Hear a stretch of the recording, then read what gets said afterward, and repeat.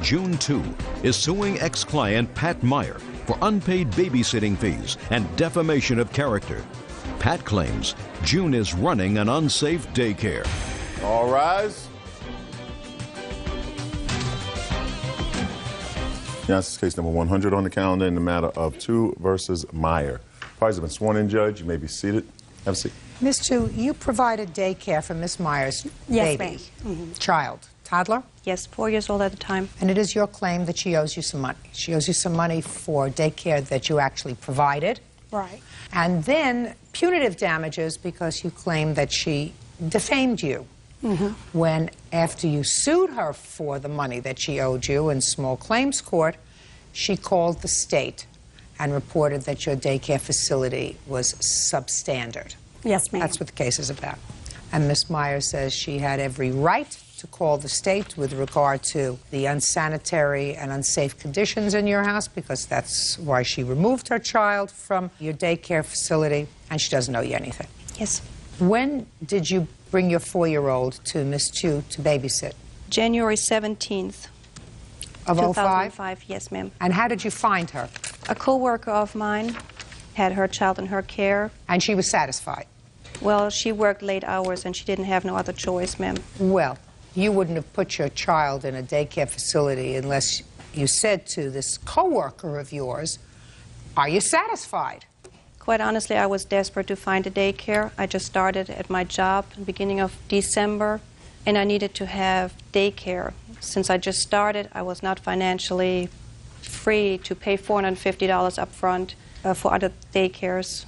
So? So I talked to her, and she said, well, go ahead and try it. Mrs. Chu talked to me. She said, right now I'm kind of full. I have too many children, but it's okay. I can take him. It's okay. I got myself in trouble before. How many children did she have at the time? I'm not sure. Like You I didn't said, ask? I wasn't in the daycare facility. What do you mean you weren't in the facility? We just kind of met at a stable and talked about stuff like this. You met where? At a stable. I was going to buy her horse. That's how we met initially. I thought you met initially through a coworker. Yes, ma'am. The co-worker has a horse, Miss Chu has a horse, and I wanted to purchase a horse. Her horse was to buy a horse? Yes, ma'am. You didn't have $450 to pay up front for a daycare, and you wanted to buy a horse? Yes, ma'am. Explain that to me. I was looking into buying a horse. But For what? To ride, ma'am. Keep going.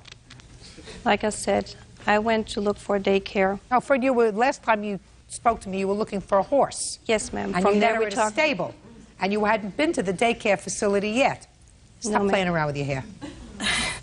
I called her on a Saturday. I said, you know, I know you have a daycare. Is it possible for Jason to attend your daycare? She said, come on by on Monday. I went there, dropped him off. Who had babysat for your son when you started working? His godmother.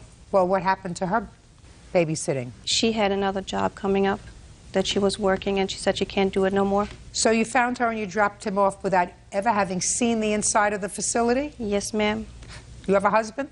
Yes, ma'am. What does he do for a living? He's working in retail. Did you end up buying her horse? No, ma'am. You have a horse? Yes, ma'am. When did you buy it? Late February. How much did you pay for it? $600. Where do you keep it? Sally Hill. At a stable? Yes, ma'am. And how much do you pay to board the horse at the stable? $225. A month? Yes, ma'am. You got your priorities a little bit backwards, Miss Mayer. You got your priorities backwards. Before you take your horse, you find an appropriate daycare for your child. Not one where you don't have to pay up front. Because according to the figures that you just gave me, you had $600 to buy a horse and $225 to board the horse, and you didn't have $450 to pay for what you might consider an appropriate daycare up front. You have other children? Yes, ma'am. How many? 2. How old are they? 15 and 10. So you got a lot of extra money. Must have a lot of extra money if you have a horse. Oy. Now, I'm not getting into how many children you're licensed for. I'm not getting into any of that. Just tell me, how long have you been a daycare provider? 7 years. When did she first bring her son into your daycare? In January. And how long did you take care of him? She had him out for a week, and Good Friday. And then she brought him back, and it was April 4th, and he was in my home April 4th and April 5th. And on April 5th, that was the last day that she brought him. So, how much did she owe you when she took her son out on the 5th? She owed me for the 28th week, and then she also owed me for that week that he was in my care, but she took him out. Okay, let me see the contract that she signed.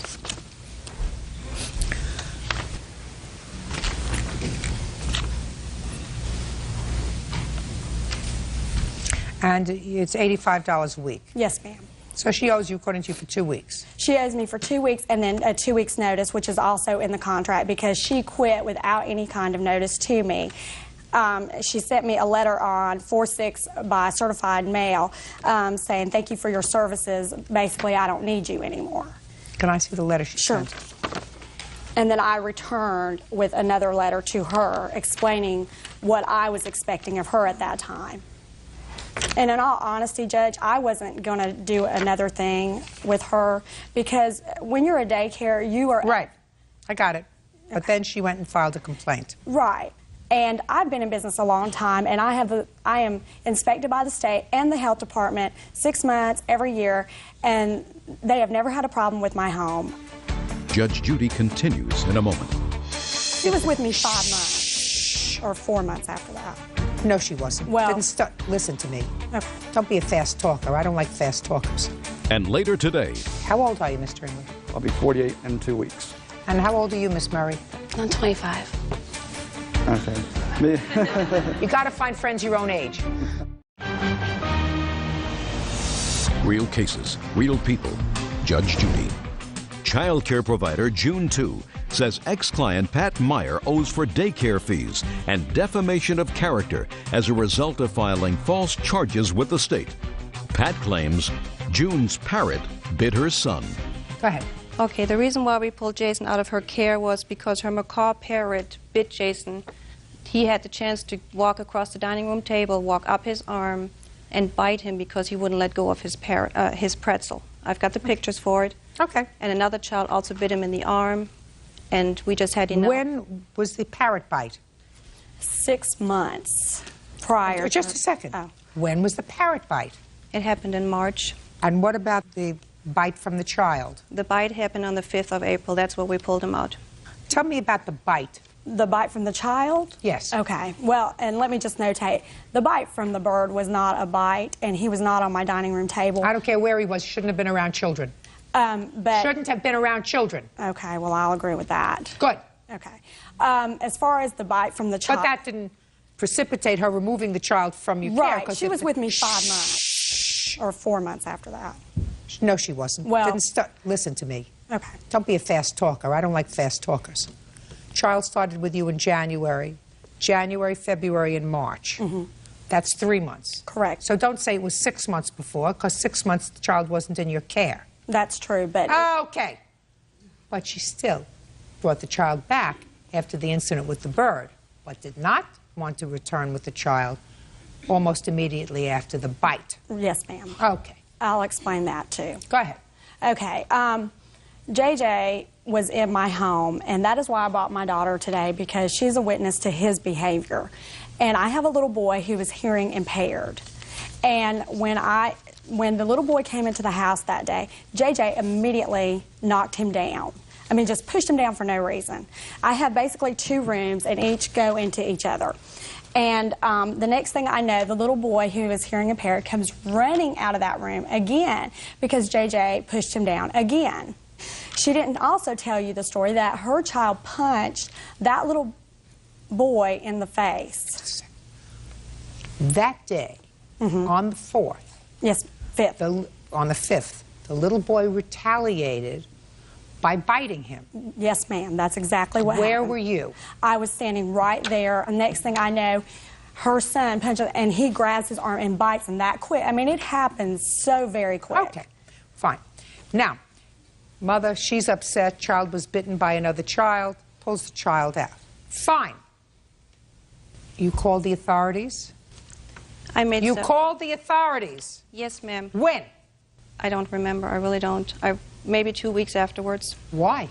Because I don't feel that she's taken the care that she should by the daycare that she has for the children. Well, why didn't you call the authorities the next day? I took the day off Wednesday to find a new daycare, and That doesn't answer my question. I just didn't have the time. Well, what inspired you to call 2 weeks later? When did you receive the small claims summons that she filed against you? All that's documented, so yes, you might as well... I don't know the date. But the phone call that you made to the authorities was after that. Yes, ma'am. Right. Yes. Now I'd like to see the report from the authorities when they came to do the inspection. The first one's the dog catcher report, and the second one is the health inspector.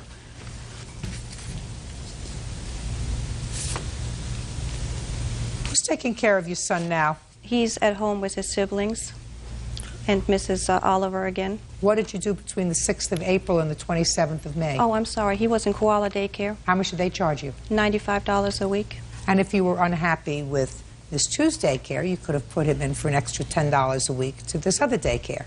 I wasn't aware of that daycare at that time. You should have been. If you spent a little more time choosing an appropriate daycare rather than shopping around for a horse, you could have been aware of the best daycare in your vicinity.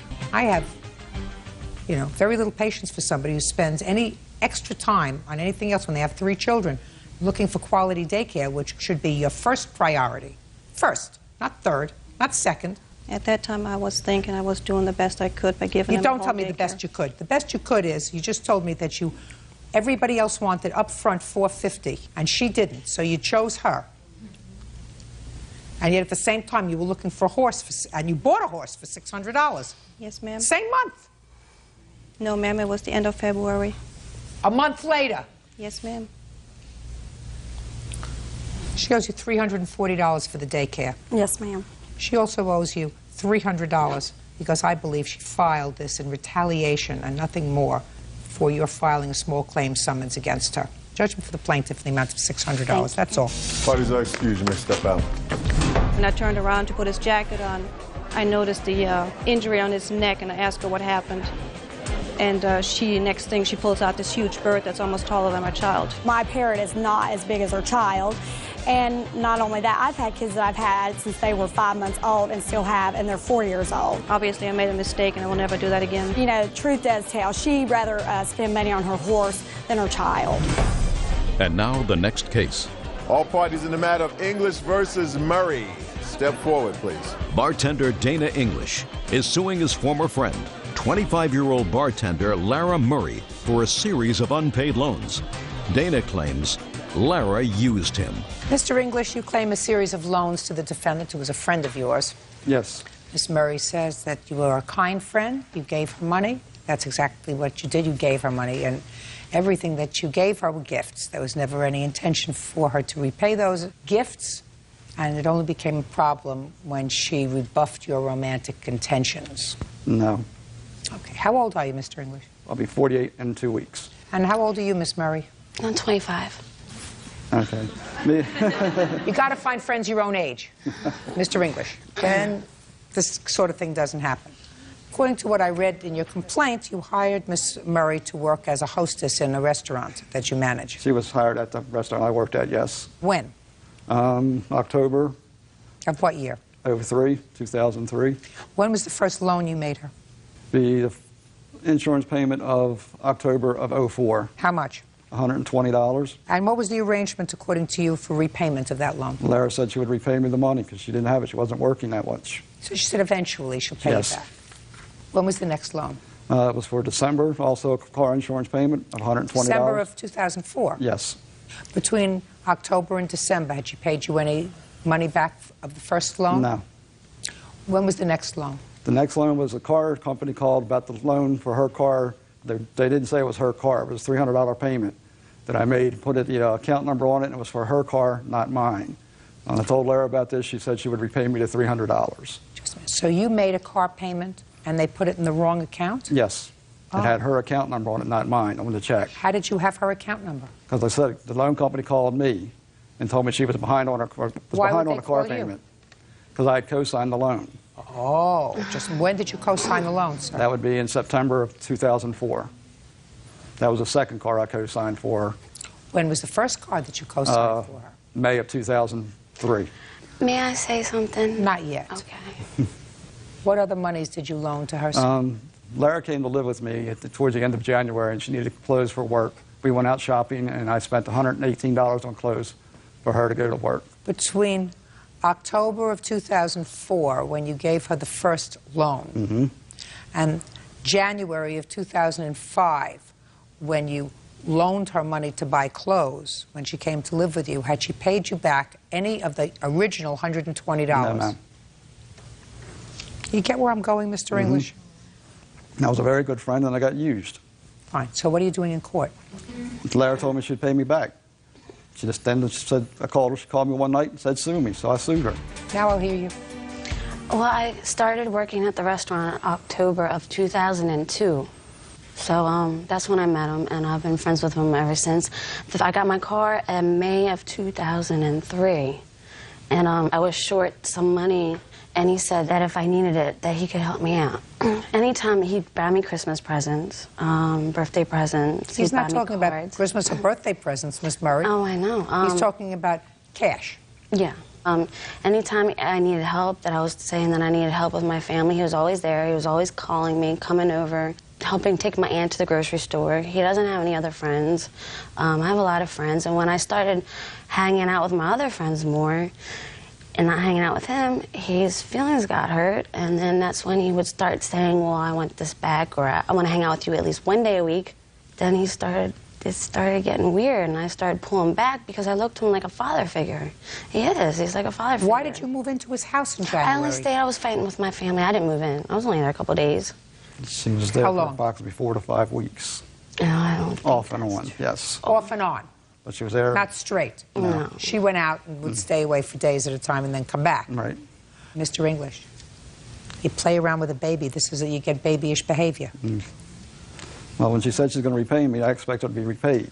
Well, Mr. English, I have to determine whether you had a legitimate expectation of being repaid. And when somebody borrows money in October and they don't pay you back, you don't lend them more money in December, Well, when she keeps and more, I'm speaking, and more money in January. You don't do that because then you don't have an expectation of being paid back. Eventually she'll pay you back if you live that long. Not from this court. You gotta learn, wisen up. She's a baby. She's still out there, you know, growing up. You're all grown up. Fortunately, the whole business cost you $797? Yes, ma'am. That's what you say, $797. It was a cheap lesson. Is she making car payments? No. What happened to the car? The car was repoed. It is about being auctioned off today to make up the money that she owes on the car loans and the car being towed. She totaled the car. She wrecked both cars. Find a nice contemporary friend. Thank you very much. That's all. Please excuse me, step out. Is suing her biological daughter, 17-year-old Jessica Simons, and Jessica's adoptive sister, Kathy Brooks, for the money she spent when Jessica came to live with her. Jessica and Kathy are countersuing, claiming Angela stole Jessica's Social Security checks. All rise.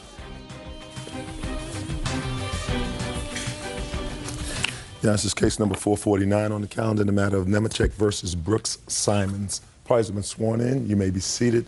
Folks, have a seat. Looks like a lot of witnesses here for a relatively simple case. Miss Nemechek, Yes. I assume that this is Jessica? Yes. According to your complaint, you are Jessica's birth mother. Yes. And Jessica was adopted by a family when she was 4 years old. Yes, Your Honor. You are her sister, Yes. adoptive sister, Yes. and both of her adoptive parents passed away, unfortunately, from illness. For a period of time, she was staying with you. Yes. And then, Miss Nemechek, Jessica decided that she wanted to come and live with you. Yes. And she did for a short period of time. Yes, Your Honor. 3 months, 4 months? 2.5 months. That was And during- 3.5 months. 3.5 months. And during that time, you purchased some clothing for her and had other expenses. Yes, Your Honor. Then there was a falling out. Yes, And Your she Honor. went back to her sister's home. Correct. She and her sister came and got all this stuff that you had purchased for Jessica. Yes. And you want to be compensated for that. Yes. You're Miss Brooks? Yes. You have a counterclaim on behalf of your sister because you have guardianship of her now. Correct. And that is for reimbursement from the Social Security checks Correct. that was sent to Ms. Nemechek. And you want that money back because you say that was hers to spend. Correct. Ms. Nemechek, how old was Jessica when she was adopted? 4. And did you have contact with her from age 4 to age 17? Yes, I did. When? Periodically. Periodically. I've had phone calls with them. I've went and seen them. Me and their godmother, the one that adopted them, was really good friends. That's the reason why I let her adopt them, was because of my sickness that I do have, and currently still have. Is that a physiological or a mental illness? Physiological and mental. Did you support your daughter over the years with money? When I seen them at times, I did when I could financially afford it. I'm talking about regular support. No. When your daughter came to live with you, I assume that either you weren't getting along with your sister, is that right? Well, I just wanted to go live with my mom. I just wanted to get to know her. I wanted to have a mother-daughter relationship with her. Did you approve of that? At first, no, because of all the problems that we have had with Angela. What kind of problems? She would call their schools when my parents were alive, trying to get them out of school. Jessica and I are, we do fight a lot, and I think we do because you don't go from being a sister to trying to be a mother. And, you know, when someone is, 14 years old, our relationship changed because... Were you married when your parents died? Yes. You have children? I have 3 children. And you took your sister to live with you? I took both of my sisters to live with me. And this was the older sister? Yes. Is that right? Mm-hmm. She take good care of you? Yes. I love her. She's my sister. I'm not gonna do this. When Jessica came to me and told me she wanted to know Angie, sorry. Would it be better if I asked you questions? No, I need to say this because it's important. I don't know what it's like not knowing your parents.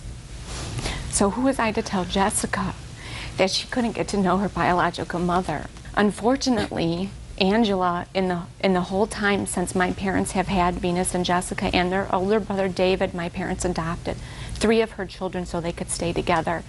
She never could step up to the plate and act like an adult and knock on my door and say, hey, Kath, I'm sorry your parents died. I really want to help. I really would like to get to know my daughter. She would sneak around and see us, basically. So it was very hard for me to let Jessica go, but I spoke with Jessica all the time.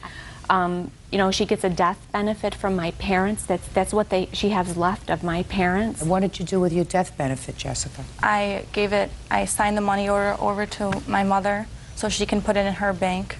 And she said she would save the money for me so I can buy a car. Did you do that, Ms. Nemechek? I did put that money in the bank. I put it in my savings account, and Jessica kept asking me for money, and I kept taking it out of my savings account and giving it to her. I do have proof of that. Well, how much in the 3 months that she was there? You got 3 checks? I got 2. How much were they for? $931 each. One was $931, one was $731, and that was it. How much did she get? $931 each a month, and it was a total of $2,700 and some odd dollars that was given to her from her death benefit. Well, let's say, for argument's sake, it was about $2,000. When your daughter decided to go back, how much of the money that she turned over to you did you return to her or put in a savings account in her name? She had none. She had taken that all out with withdrawals. How could I... Just a second. Okay. Let us assume that that's true. Who are you suing and for what? The money that the 2 checks that she received, that Kathy had gave her, we gave her more money besides that. You're her mother. Who's supposed to take care of I signed my rights over. Then I signed my rights over. Then Ms. Nemechek... She's getting a check, Miss Kathy Brooks. I'm speaking. Judge Judy continues in a moment. It's not just about the money. Well, if it's not just about the money, you're in the wrong place. Go to a psychiatrist. Because that's what I'm here for. I'm here about the money. Other than that, you can go find Dr. Phil someplace. He'll be more than happy to hear you. And later today, Which one of you was driving the car? I was, Your Honor. Which one was drunk? Both of them. Okay, Mr. Rice had about $1,200 worth of damage to his property. Who's going to pay for it? I don't see those hands going up. real cases, real people. Judge Judy. Angela Nemechek is suing her biological daughter, Jessica Simons, and Jessica's adoptive sister, Kathy Brooks, for money she spent on Jessica's behalf. Angela says Jessica lived with her for 3 months when her adoptive parents died. If you don't want to be her mother, then you say, I'm sorry you can't come to live with me. But when you buy her clothes, things that you should have been buying for her for 17 years, and she decides, I am speaking, and you give it to her, that is a gift. You don't get that back. You get to say, I'm sorry it didn't work out. I know I wasn't much of a parent to you when you were growing up. I know that you had lovely parents. Fortunately, I wasn't there for you. This little bit is my small bit, aside from the fact that you got a couple of $1,000s that you spent, because $100 here and $100 there over 3 months don't come out to $2,000. I have all my proof. I don't care what you have. What you don't have, clearly, is a conscience. You're supposed to do the right thing. You have no idea what I went through in the past 17 years with That's these people. not, listen to me. Whatever happened to you over 17 years, you visited on yourself, and you also visited on your children. Because whatever problems you had, you decided to have children. Mm-hmm. They didn't make that choice. You made that choice. Yes, Your So Honor. quite frankly, nobody is interested in what you went through over 17 years. That's your problem. You visited your problems on innocence. And when you do that, you don't get sympathy. And when you do that... The reason why I gave up my kids is because I have leukemia. I was told I had 2 years to live. Listen to me very carefully. If God blessed you and said, while you had 2 years to live, here you are, 15 years later, still alive and kicking, then what you do if your daughter comes back to you and you've given her a couple of $1,000s in clothes that you didn't take care of over her entire growing up years, and you decided to do it, Your and Honor, if it didn't I did work buy out, her clothes in between those 17 Miss years. Nemechek, quite frankly, I find your behavior bizarre. Absolutely bizarre. If you suffer from an illness, and if you're giving me that as an excuse for giving up your children, despite the fact that years later you're still here, and if you had the unique opportunity of getting to know your children again, then you don't terminate that by suing them. That's stupid I'm and not suing amoral. my daughter. I'm suing the person that gave her supposedly gave her money that she never gave her. That has nothing to do with you. It's not your money. It's not your money. It's Bird's money. It's the citizens' money. It's not your money. Now, but for the fact, Miss Brooks, just a second. Don't I have move. them walk up here? No, I don't need them. I said there are an awful lot of witnesses here for a relatively simplistic case. There's nothing that I don't understand that I have to have Well, there's made a lot clear. more to this case, Your Honor. It's not just about the money. Well, if it's not just about the money, you're in the wrong place. Go to a psychiatrist. Because that's what I'm here for. I'm here about the money. That's what courts are for. Other than that, you can go find Dr. Phil someplace. He'll be more than happy to hear you. Now, shh, Miss Brooks, but for the fact that Miss Nemechek brought this action against you, would you have counterclaimed for the money that Jessica gave her? Yes, we actually already hired an attorney to help us write up the complaint against Miss Nemechek. I also have a letter from our bank stating that Jessica's death benefit did come out of her account. Well, let me see the letter from the bank. How long do you receive the death benefits for, Jessica? Till I'm 18 and out of school, high school. Well, this letter indicates, Miss Nemechek, that there were 3 checks, all in the amount of $931. Well, all I have here is a deposit on August 9th for $731. That doesn't mean that you didn't get $931. And then I that have means that a deposit here I'm on speaking. September. I'm speaking. Death benefits don't change by $200. Okay. So that means that you may have deposited $731 and taken $200 in cash. I don't recall that, Your Honor. Well, if you don't recall, that's why I have this from the bank.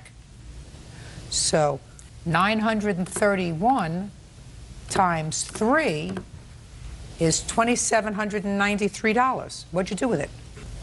Right here. Oh, let me see it. Perfect.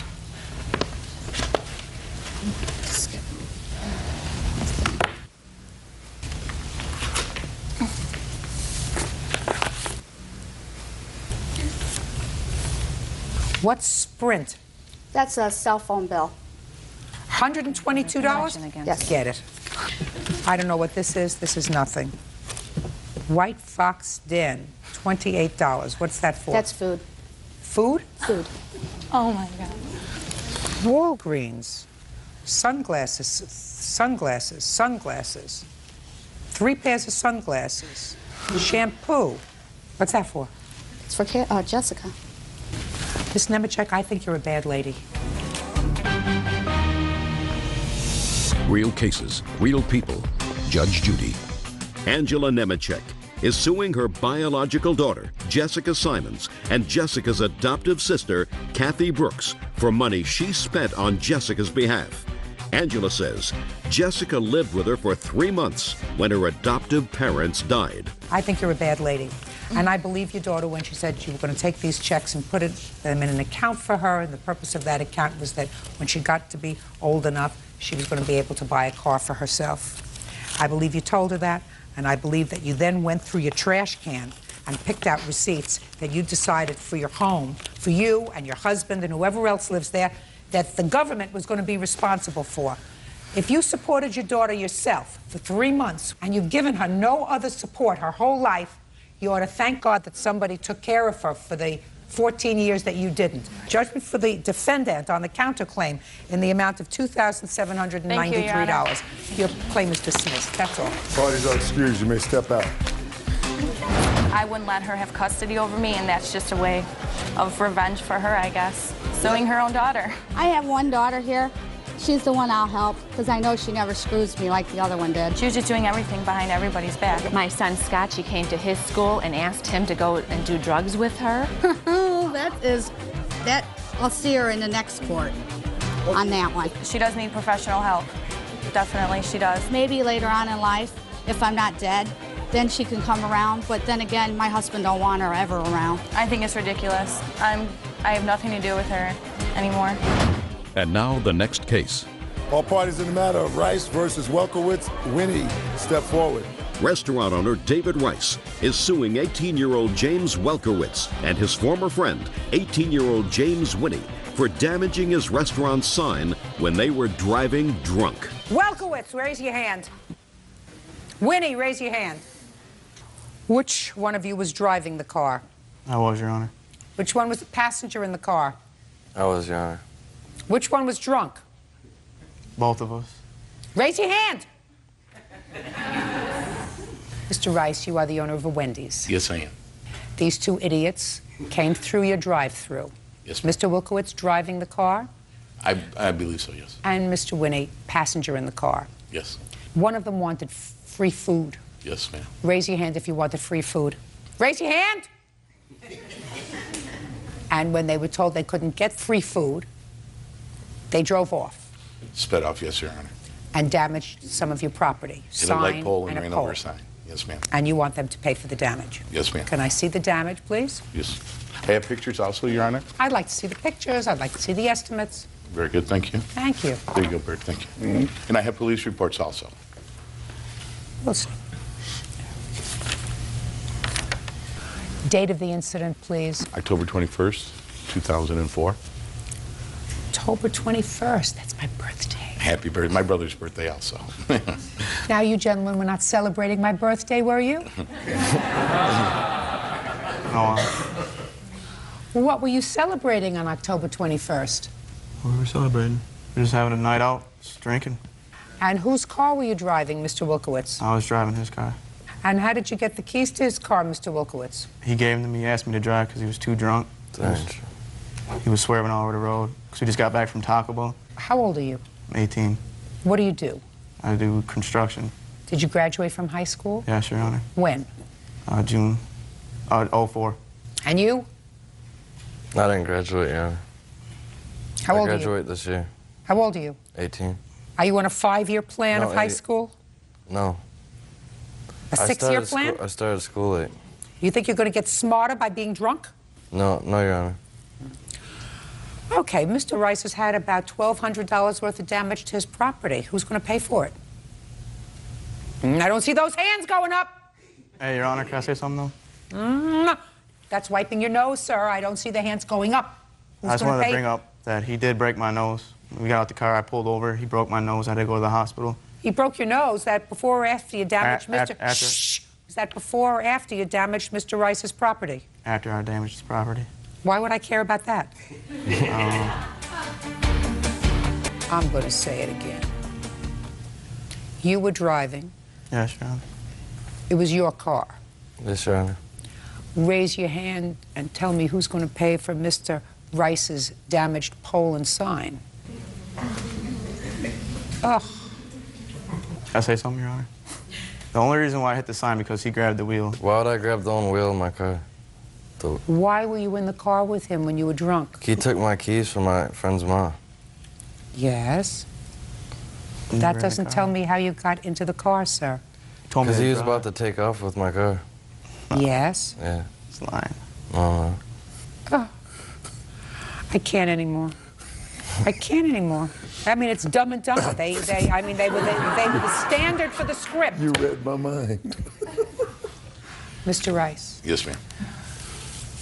Sad but true. Youth of America. Judgment for the plaintiff for the amount of $1,200.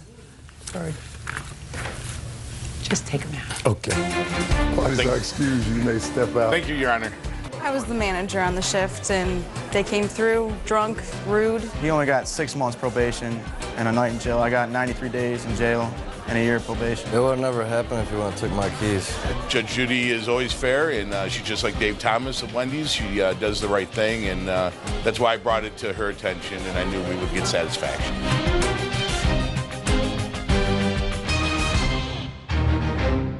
Is suing her neighbor or Zanger for damage to her home caused by his peacocks, a dog attack, and defamation of character. Hush, hush.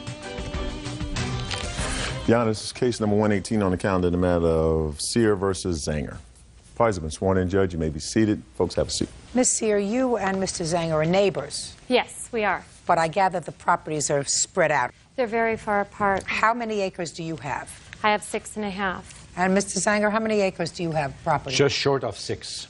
This is your complaint, that Mr. Zanger keeps peacocks, and he also has dogs. Yes.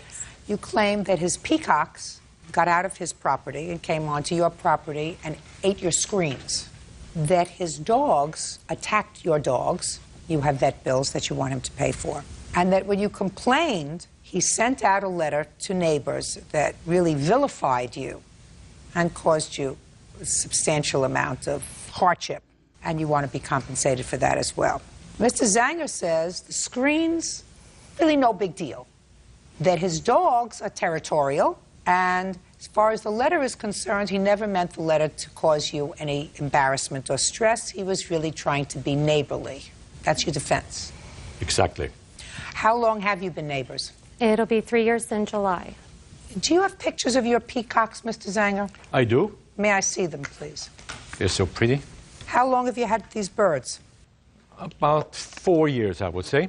Do you keep them contained in any way? Not at all. Okay. So you understand if you don't keep them contained in any way, you are responsible for any damage that they cause? Yes. Good. So tell me about the damage that the peacocks caused, Miss Sear. We have a 3-story house. They've gotten up there and ate all 5 of the screens on our 3rd story. Can I see the pictures, please? They certainly are beautiful Here, birds. they're 8 all the way Thank up you. to here. Beautiful. Where did you get them? In New York. How many do you have? Right now, only 2. The others were eaten by the mountain lions. And may I just add at this point, I have them as security against rattlesnakes. Well, that's nice, but they eat her screens. That was none of my desire. I understand that, or but my may not be your doing. desire, but they're annoying. This is the damage they caused. May I address you in that point? This happened actually 3 years ago. I came back from New York where I spent my summers on my island. And then I was told by one of the neighbors that Zach said his father had shot at the peacocks on the roof or above. I went up to the Sear residence. I introduced myself. They were new neighbors. And I met Mr. Sear, and I asked him if he did actually take aim at the peacocks. And he said, yes, he shot above them because they were on a roof. I said, okay, why don't you use a water hose? Water does really deter almost all animals. Yeah. And eventually Mrs. Sear came out, and she said, you know, they ate our screens, and I did not see them. Okay, well, somebody wasn't watching the store. How much is it going to cost you to replace the screens? The screens, I found a lower estimate for $85.79. $85.79, cheap enough, taking care of the screens. Let's get to the problem with the dogs. My son and his 9-year-old friend, my son was 11. They were walking. Were you there? I was at the house, no. You the son? Yeah. Step up. Tell me your name. Zachary Sear. All right, Zachary. When were you walking your dogs that you had a problem with Mr. Zanger's dogs? About April 26th. How many dogs were you walking? I was only walking 2. What kinds of dogs were you walking? German Shepherd and Lab. Mixed. Were you walking them on leashes? No. I was leading them with my hand. And where were you walking them? I was walking them down the road. We have like a halfway where it splits. And I go from there back and just check out the neighborhoods. Okay. Tell me what happened, Zachary. Okay, I was walking down and I see 3 dogs coming down. A St. Bernard and 2 looks like black labs and Rottweiler mixed. And the St. Bernard was okay. It just stayed away, but then... Yeah, they're big and goofy and fun. Yeah. The St. Bernard's very sweet. We have one in our family. They are very sweet. I know. And then those 2 Rottweiler and lab mixes, they were all sniffing, and then one started to bite the older dog. Whose older dog? Our older dog. They just started to fight and everything, and I was getting freaked out, so I tried to help. And then they went to go attack the younger dog, which is our dog, but that dog just ran away. Then they started attacking my dog's legs, and they started pouncing on her chest and everything, and she had a big, like, hump or something on her side of her ribs. And then my mom came back up, and that's when we got contact with Mr. Zanger. What did Mr. Zanger say to you, Miss Sear? Well, I heard the boys screaming, so I got in my truck and I drove down. I met with the boys, so I put the boys and the dog in my truck, and as I came, he came down in his silver car. And I pulled up next to him, and I said, "Do you see what happened?" And he says, "Yes." He goes, "My dogs are territorial." He says, "Anything that walks over here, they think that they own the road." I said, "If your dogs are dangerous, you need to take care of your animals." My dog never left my son's side as they were pouncing him and everything else. She's not aggressive. Okay, Mr. Zanger. Thank you. I would like to say the dogs have absolutely no Rottweiler in them. Both of them are black, as you see. Both of them are female and spayed. Good. That's very nice. They got off your property. Did you say to Miss Sear when she called you that my dogs are territorial? I did say so, yes. You see, when we moved there, we saw the area is so rural, and I felt we have our dogs there also to keep the rattlesnakes away. I had to kill rattlesnakes right in front of my house, and I have a 6-year-old granddaughter, and I want her to be safe. Mr. Zanger, my dear, you choose to live there. Yes. If you choose to live there, you have to have whatever protection you need for your 6-year-old granddaughter. That's... If you choose to have your 6-year-old granddaughter live in an area where she's playing in the front yard, but for your dogs and your peacocks, there are going to be rattlesnakes. That's your choice. You don't have the right to have dogs who've decided that their territory goes beyond the boundary of your deed. And when you do, you are responsible for the damage that they cause. So now I will see the letter. And then he issued out a letter to all of my neighbors in May stating that when I brought him my vet bill, I knocked on the door, Mr. Zanger walked out, shut the door behind him, and I said, "The other day when your dogs attacked my dog, here's my vet bill." He took it, he looked at it, and he goes, "So what? Good." He goes, "Get off my property." I said, "You're responsible for what happens." He goes, get off my property right now. And I said, it's very sad because I'm going to call animal control and it'll probably end up with your animals being destroyed. I did say that. I never said I was going to shoot them. His 6-year-old granddaughter was never there. He sent that out to my neighbors. Can I read the letter, please? Certainly.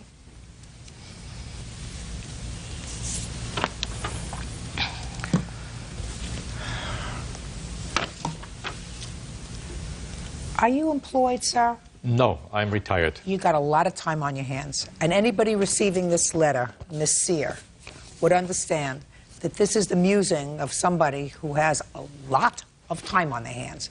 It's not the kind of letter that you sue over. He's not only complaining about you, he's complaining about other people. He talks about other instances that happened in 1998 with his dogs. He talks about stolen car parts, which he doesn't attribute to you. It is the musings and meanderings of somebody who has nothing else to do. You don't get compensated for this. You do, however, get compensated for the injuries to your dogs and for the screens that his peacocks damaged. Those two amounts together come to $477.63. Judgment for the plaintiff. That's all. Parties are excused. You may step out. I think it was fair. The only reason I brought the letter in was to prove that, you know, he was distributing lies to all my neighbors, but I think it was very fair. I do applaud Judge Judy for whatever she does and how she does it, and I abide by her decision. He's got too much time on his hands. Let bygones be bygones, and let's work together to a better neighborhood. All parties in the matter of Feldman versus Martinez, step forward. 23-year-old college student Stephanie Feldman is suing her ex-best friend, 24-year-old Emily Martinez, for vandalizing the inside of her home with pink paint and rotting meat. Ms. Feldman, the defendant moved into a home that you share with your father, according to your complaint, and you had an argument. After a period of time, she moved out, and it is your claim that she vandalized the house. You want her to pay for the damage that she did in the house. Ms. Martinez said she did not vandalize the house, and she is counterclaiming. She said she wants damages because during the course of this argument, you assaulted her, right? Yes. When did you move in and why, Ms. Martinez? I was persuaded by Stephanie to... Now listen. When did you move in? In September of '04. Who did you move in with? With my son's father, my fiancé at the time. And what about your son? He was with me as well. What, did you have a room or an apartment? It was a room. Okay. When did you start to pay rent? Immediately. How much did you pay? I paid $400 a month. So far, is that right? No. No. When did she move in? She moved in around September, like she said.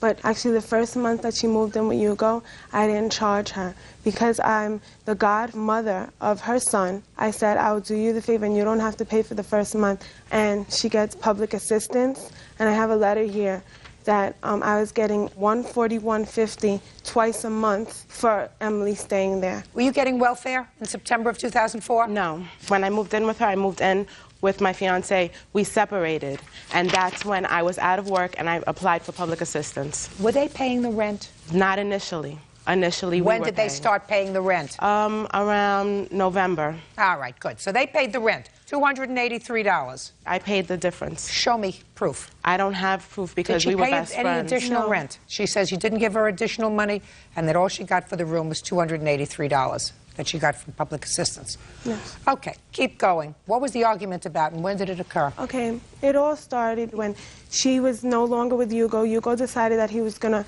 move out. Her and Hugo broke up. She started dating this other guy named Fred, okay? My nephew let Hugo in the house while she was in the room with Fred. A whole thing started where Fred tried to stab Hugo and Hugo had to jump out of the window. So I told her after that argument that, you know, this has to stop. The police came. I said, you know, I don't want this drama in my house. Right. You're absolutely right. Judge Judy continues in a moment. Let me tell you why. I'm really comfortable. How so?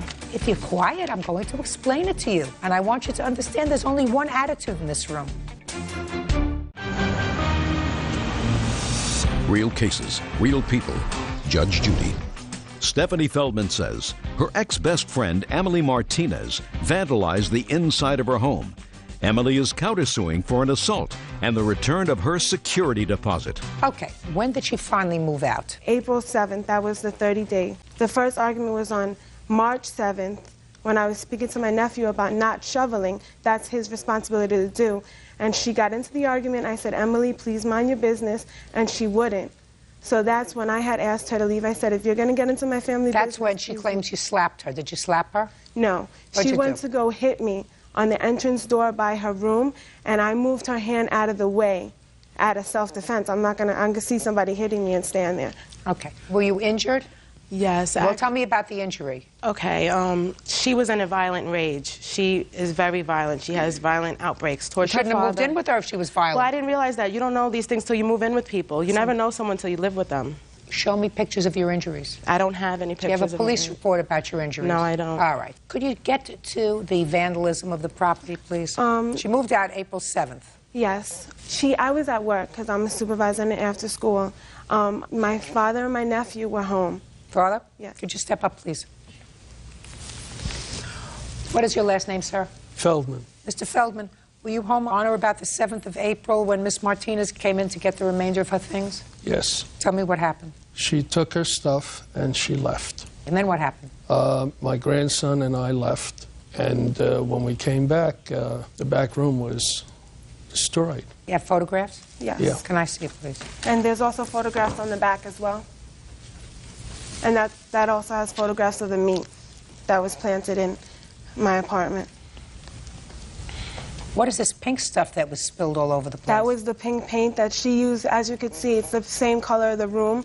That pink paint was in Emily's possession, was never in my possession.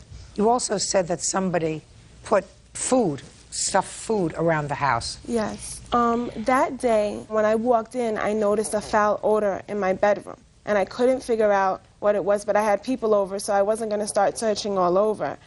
And the next day, I found chopped meat in my heater system, fish under my bed. That's what you see in the pictures.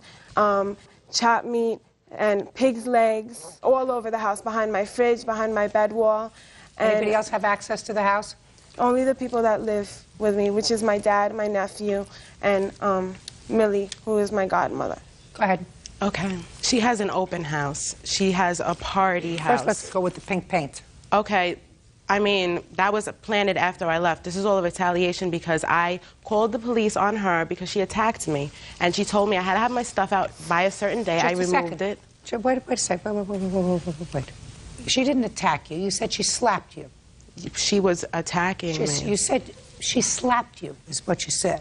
That's all she got in because I was... Listen to me. You still vandalized the house. That's allegedly. What's the new boyfriend's name? Fred. Fred. You or Fred. Allegedly. No, I have to make a decision whether that happened. How is the evidence? Where's the evidence that I did that? She has an open house. Her door's never locked. There's guys coming in and out of her apartment all hours of the night. Miss Martinez, let me tell you why. I'm really comfortable, really comfortable finding that you vandalized the house. How so? If you're quiet, I'm going to explain it to you. And I want you to understand there's only one attitude in this room. I'm not trying to have an attitude. Good. I just don't like being accused. So I'm going to explain it to you because how long have you lived in this house? That's been in my family for 50 years. I've lived there all my life. Shh. Listen to me. Listen to me. How many times have you found chopped meat in the heater system? Not at all. Never? No. Mr. Feldman, how many times have you found chopped meat in the heating system in the last 50 years? Never. How many times have you found paint spilled on the floor? Never. In 50 years? Never. So the only time... Listen to me. I'm speaking now. You asked me for a reason. I'm giving you the reason. I'm being nice to you. The world revolves around common sense. Absolutely. If it doesn't make sense, it's not true. If it makes sense, then more often than not, it's true. Now, she's had, according to you, an open house. Lots of people come in and out of the house.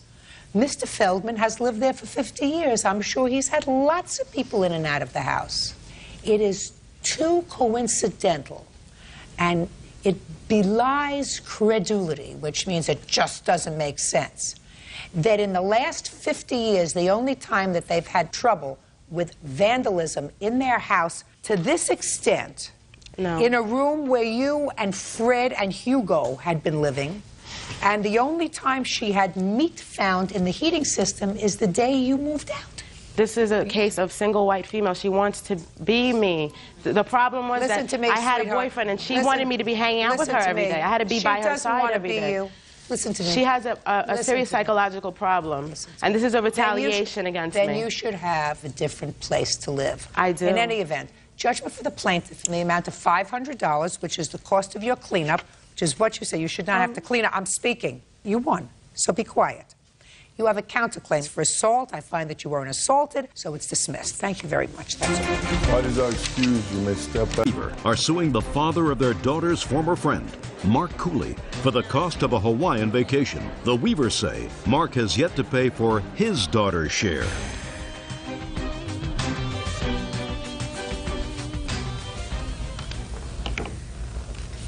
Yeah, this is case number 182 on the calendar in the matter of Weaver versus Cooley.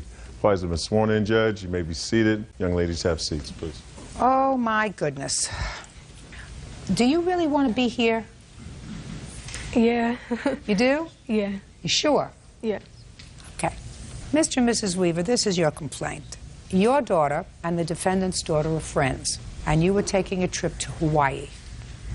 According to your complaint, you invited Mr. Cooley's daughter to accompany your family on the trip. And the arrangement was that if she were going to go with you, her mother and father, who are divorced, were going to split the cost of her basic trip. Yes, Your Honor. Is that right? That's correct. And it is your claim that Mr. Cooley, who is her father, did not pay for his half of her trip. Yes. Mr. Cooley said that he never had a contract with you, right? That's correct. That he was sort of presented with a fait accompli, that he fell on some hard financial times, otherwise he certainly would have wanted his daughter to have this experience, which she, by the way, did have. She did go with you. His defense is that he never had a contract with you. When were you planning this trip? February of 2004 is when we first contacted them about planning the trip. When you say them, who did you contact? I contacted Brittany's mother because Brittany lives with her mom, and we discussed the option of her being able to go with us. And what was the arrangement that you made with her mother? I told her mother that we'd be happy for Brittany to accompany us because she was our daughter's best friend, and that if she would pay for just the airline flight and then the expenses of the activities such as the snorkeling and et cetera that we did there, okay, and that we would be glad to pay for all of her food and then any of the other miscellaneous expenses. And then her mother said that she would have to contact Brittany's father to see if he'd pay for half and let us know. Then she called us and said that she'd spoke with her ex-husband, and he agreed. Did you speak with him? We spoke with him 30 days before the trip. He came over to our house. Not that day, not that time. When did you go on the trip? December. So practically a year later. Correct. And it wasn't until November that you say that you contacted Mr. Cooley. Is that right? Yes, because we were unable to get a hold of him. Had you purchased the tickets already? Yes, ma'am. So you purchased the non-refundable tickets based upon the conversation you had with Brittany's mother. Correct. Now, you understand that up until this time you had no contract with Mr. Cooley. Do you understand that? No, ma'am. Well, I'm going to try to explain it to you. Okay. What you did was you had, at best, a contract with Brittany's mother to pay for half the cost of the trip. Brittany's mother cannot obligate Brittany's father to pay for the other half. She can't say he's going to pay for the other half and in any way obligate him. Do you have a sibling? Yes, ma'am. Brother or sister? I have two sisters and a brother. Okay, let's take the brother. He's easy. What's his name? Michael. All right, let's say Michael wanted to have his family room redone. So he went to a contractor, and the contractor said it's going to cost $10,000 to redo your family room. And Michael said, that's fine. I'm going to pay for half, and my sister promised me that she would pay for the other half as a birthday present. So you go ahead and you do this renovation for $10,000. Michael gives him $5,000, and he says, go get the other $5,000 from my sister. What's your first name? Susan. Susan. Goes to Susan. Susan says, listen, I told him if I could, one day I would like to make a present of $5,000, but I never agreed to pay you $5,000. I didn't have a contract with you. You want your money, go to Michael. Now do you understand? I understand that, ma'am, yes. He may have agreed to something, but up until November, I just want you to understand you had no contract with him. Okay. Yes, ma'am. Got it? Yes, ma'am. So tell me what happened in November. Well, my husband spoke with him. I don't know if you want to talk to him as far as that. I sure do. Okay. He's the only one I can speak to if he spoke to him. I talked to Mr. Cooley about the expenses that we had occurred already, purchasing the non-refundable tickets, and that she would need $300 to $400 to pay for the incidental expenses that she would occur as far as the snorkeling, the luau, and that kind of stuff that she would need over there. And he agreed at that time that... What did he say? Not he agreed. What did he say? He said that the trip sounded good, that it was a one-in-a-lifetime trip for her, that it was something that they had never, ever planned for her to do, and that he would pay his half. He said he would pay his half? His half. And are those the words he used? To the best of my recollection, yes, Your Honor. Did he give you any money? No, ma'am. So when was he supposed to pay you? He indicated that he had had some problems health-wise, and at the time he was unable to give us any money. And we told him when he got back on his feet, whenever he could pay us monthly payments or whatever have you. But basically, he had us over a barrel. We had to take Brittany. We weren't going to disappoint her and not take her. Now it's your turn. Well, first of all, I didn't go to their house at all. My conversation with Mr. Weaver was over the phone, and that was only because in August I went on disability, and I was informing him that I was not going to be able to pay, and he had said, quote unquote, well, give me what you can, and if you can't give me anything, then that's fine, your daughter's going to go anyway. So I mentioned to my daughter that I wasn't going to be able to pay for her trip, and she was going to have to ask her mother to pay for it in its entirety. Okay. Something that you said to me, Mr. Cooley, however, has an interesting ring to it. You said that you called the Weavers because your financial circumstances changed. You wanted to let them know that you could no longer pay your half. Is that right? That's true. Well, that suggests to me, sir, that you had originally told your ex-wife that you would pay for half when she originally called you in February of 2004. Are you following what I'm saying Yes, to you? Am I correct, Mr. Cooley, that you originally told your ex-wife that you would pay for half of the expenses? That is correct. But in February of 2004, I was under the impression that I was only going to help her out on her airfare. Fine. Let's say that's what you were told, that you were going to pay for half the airfare. Not help her out, half, because the words that you used to me were half, right? Right. Now, the airfare was how much? The exact price was $729.43. So is what you're telling me now, Mr. Cooley, that what your understanding was that you were going to pay for half the airfare, and that's what you agreed to with your former wife? Don't think of what I'm going to say after that, Mr. Cooley. Believe me, you're never going to be able to leapfrog over my mind. Judge Judy continues in a moment.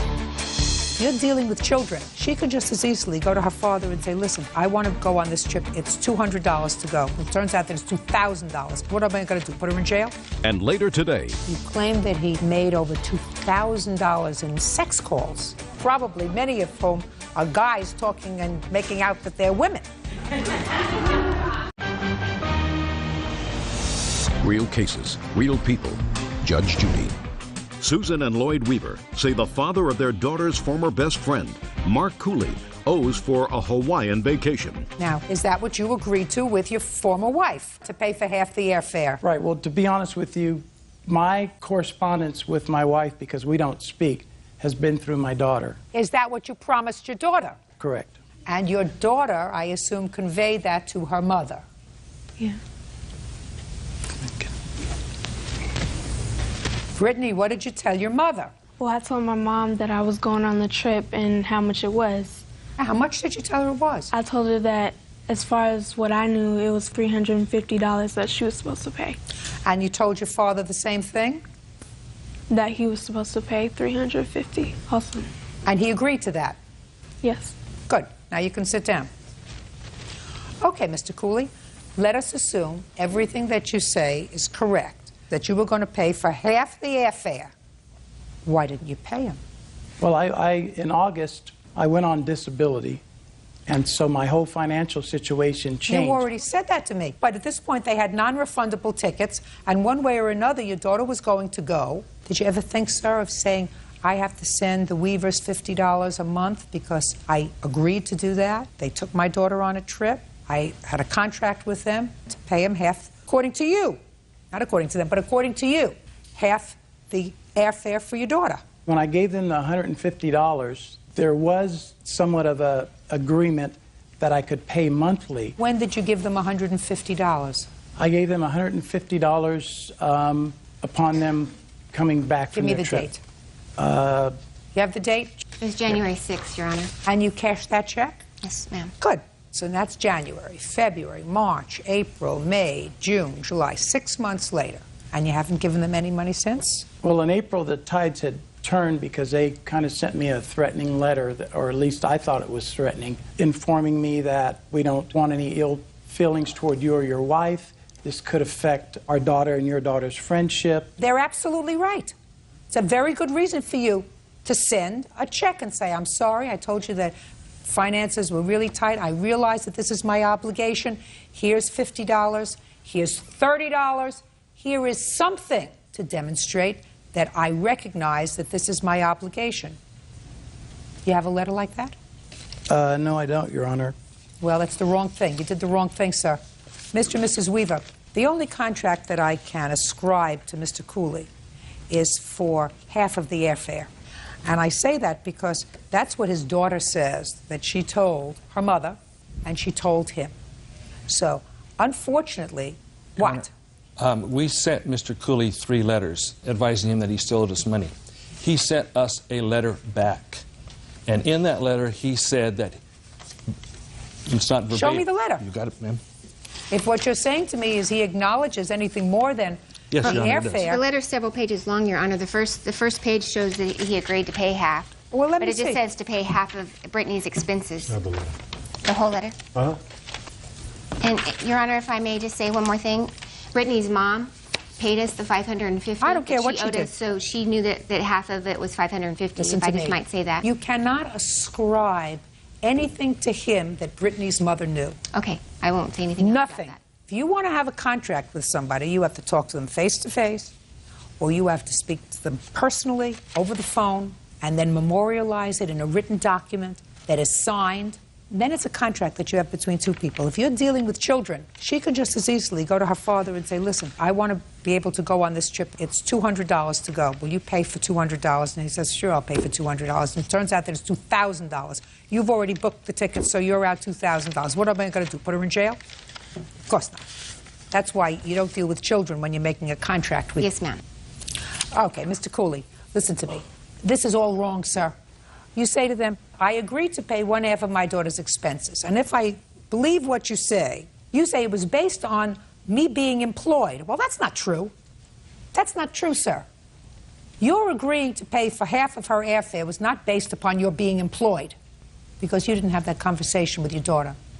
When you said to your daughter, I'll pay for half of your airfare, you didn't say to her, on condition that I'm still working, right? Right. Okay.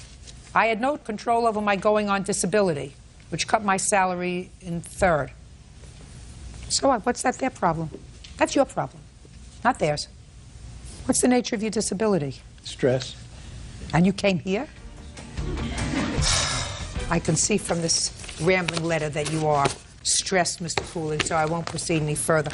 You owe these people an additional $214, and that's giving you every possible benefit of the doubt, sir, that the only thing you agreed to was to pay for 1/2 of her airfare. I mean, I think that if you wanted to be a good guy, you would say to them, listen, I don't want you to be out any money, and I don't want our daughters who were good friends to be estranged, so I'm going to make it my business to see to it that you get the extra $50 a month until it's all paid off. But from a legal perspective, I can't do that. I can, however, find that you agreed to pay for half the airfare. You have already given them $150, leaving a balance of $214. Judgment for the plaintiff. That's all. Parties are excused. You may step out. I don't know if it was a once-in-a-lifetime trip. It's not like she's not going to be able to go anywhere else. Brittany's dad has a problem with this now, and so she's not really able to come over to our house. We don't really hang out that much anymore. I think she'd be over a lot more this summer if this wasn't going on. We'll still be friends. I hope that would happen. And now the next case. All parties in the matter, Fleischer versus McWhorter. Step forward, please. Harriet Fleischer is suing her former tenant, Robert McWhorter, for rent and for running up her phone bill with sex calls. Miss Fleischer, Do you live in a private house or an apartment? Private house. How long have you lived there? 18.5 years. Who do you live with? Currently I have one tenant. What kind of work do you do, Miss Fleisch? I'm a computer consultant. How long have you been doing that kind of work? Far too long. 9.5, 10 years. This is your complaint. You rented a room to Mr. McWater, who was a friend of yours and going through some difficult times. You said that you would allow him to come and stay in your home, $100 a week, and you claim he left owing you some rent. That's correct. Which is really not what you're complaining about, because he acknowledges that he owes a couple of $100s in rent. You claim that he made over $2,000 in 1-900 sex calls on your phone. That's correct. Mr. McWater said, I didn't do that. When were you living with Miss Fleischer and Mr. McWater? Approximately right before Thanksgiving till the 23rd of December. So maybe November the 20th? Yeah, it was a Saturday when I moved in. To December what? 23rd. You have a copy of your phone bill? I do. I have a I'd like to take a look at it, please. I had spoke to Mrs. Fleischer when I returned from my trip, and she verbally told me over the phone, I took her word for it, I never physically saw the bills myself, that it was between $900 and $1,000. Look at me. What difference does it make how it was 900 and 1,000? I read your answer, Mr. McWater. Your answer says, I didn't make those calls and I don't know who did. So is now what you're telling me, sir, that you did make these calls, you just didn't know the extent of the bill. Is that what you're telling me? That's correct. All right, well, that's a little different from your answer. I know that sometimes I can be a little intimidating. That's a very good thing. So I don't have to go through these bills and humiliate you to see how long you stood on the line with these people, probably many of whom are guys talking and making out that they're women. Go find a nice girl, Mr. McWater. Get your own phone. May I interject here, Your Honor? Oh, if you have to. Robert told me that he had his own phone when we made arrangements for his moving in. Miss Fleischer, doesn't make any difference. Okay. His story now, after he took a look at this kind face of mine, was, I acknowledge I made the phone calls, that I was stupid, right? Varies. I was unthinking, right? Right? I'm dying to pay you and get out of here because I'm humiliated. And don't humiliate me anymore. Yes, Your Honor. Perfect. They could all be so easy. There are guys pretending to be women? Yeah, I saw that in a movie once. You know, there were guys that just raise their voice and they sit there and they make other people feel foolish. It was in some Jack Lemmon movie or something. Remember Jack Lemmon? Remember Jack Lemmon? Most people don't remember Jack Lemmon. I remember Jack Lemmon. May I say something, Your Honor? What? When I explained to Mrs. Fleischer that I'm an alcoholic and I did have gone through several blackout stages, that's why. No, I'm putting it all on the table. Listen, I gotcha. I understand. And this is part of my recovery, is to make amends for whatever damages I have. So why did you have to come here? Why couldn't you tell her that outside? I attempted to. I didn't know that I was even actually have been taken to court until. Well, where did you think you were going? To Never Never Land today? No. How much do you owe for rent? I believe it would be between $100 and $200. He left owing $200 in rent. Okay. On a week-to-week, there's a 1 week, as I understand it, a 1 week... There's a 1 week nothing. Don't go crazy. Okay. He owes you $2,652. Okay. You've taken care of this before you came to court, sir. Do you understand? Yes, I do. Good. Your Thank Honor? you very much. That's it. Parties are excused. You may step out.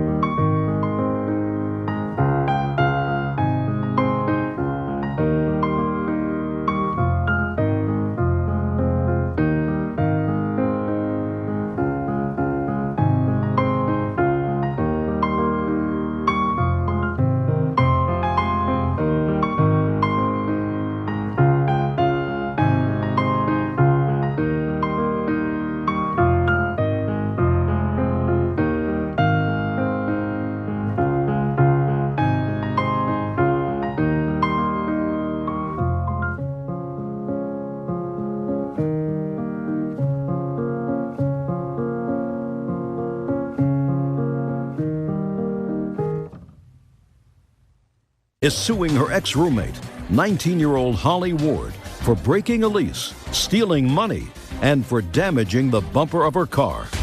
All rise. Quiet in the courtroom. That's case number 207 on the calendar, the matter of Peters versus Ward. Thank you. You're welcome, Judge. Parties have been sworn in. You may be seated, sir. Have a seat, please. Ms. Peters, you and Ms. Ward were roommates. It is your claim that after a failed road trip that didn't work out as well as you expected, Ms. Ward decided to stay home. Yes. And she left you in the lurch with the lease. You want her to pay the rent. In addition, you say that she stole some money from you and that she at some point damaged your car.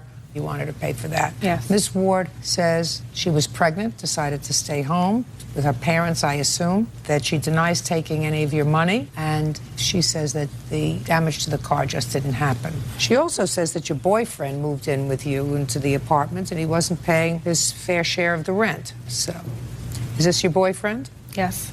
How many people signed the lease to the apartment? 2, me and Holly. Did Holly have a boyfriend living with her? No. But your boyfriend was living with you? He wasn't living there. He was. Yeah, he is. yes, he lives he was. there. He lives there. Don't tell me he wasn't living there. He lives there. Don't speak unless I speak to you. You want me to get the address that you listed, sir, when you filled out the forms for this program? Yes. Do you want me to get the forms that you filled out with the Yes. address? I put 718. And who lives there? My mother. What's your mother's phone number? She doesn't have a phone. Oh, everybody has a phone, But sir. there's a number you could reach her at, but she don't have a phone herself. You get what I'm saying to you, madam? Yes, ma'am. Good. When did you sign this lease with the defendant? On December 1st, 2006. And when did you take this road trip? In the beginning of April, like April 15th. Where's the father of this baby that you're having? In Ohio. And where are you living now? Alabama. Who went on the road trip?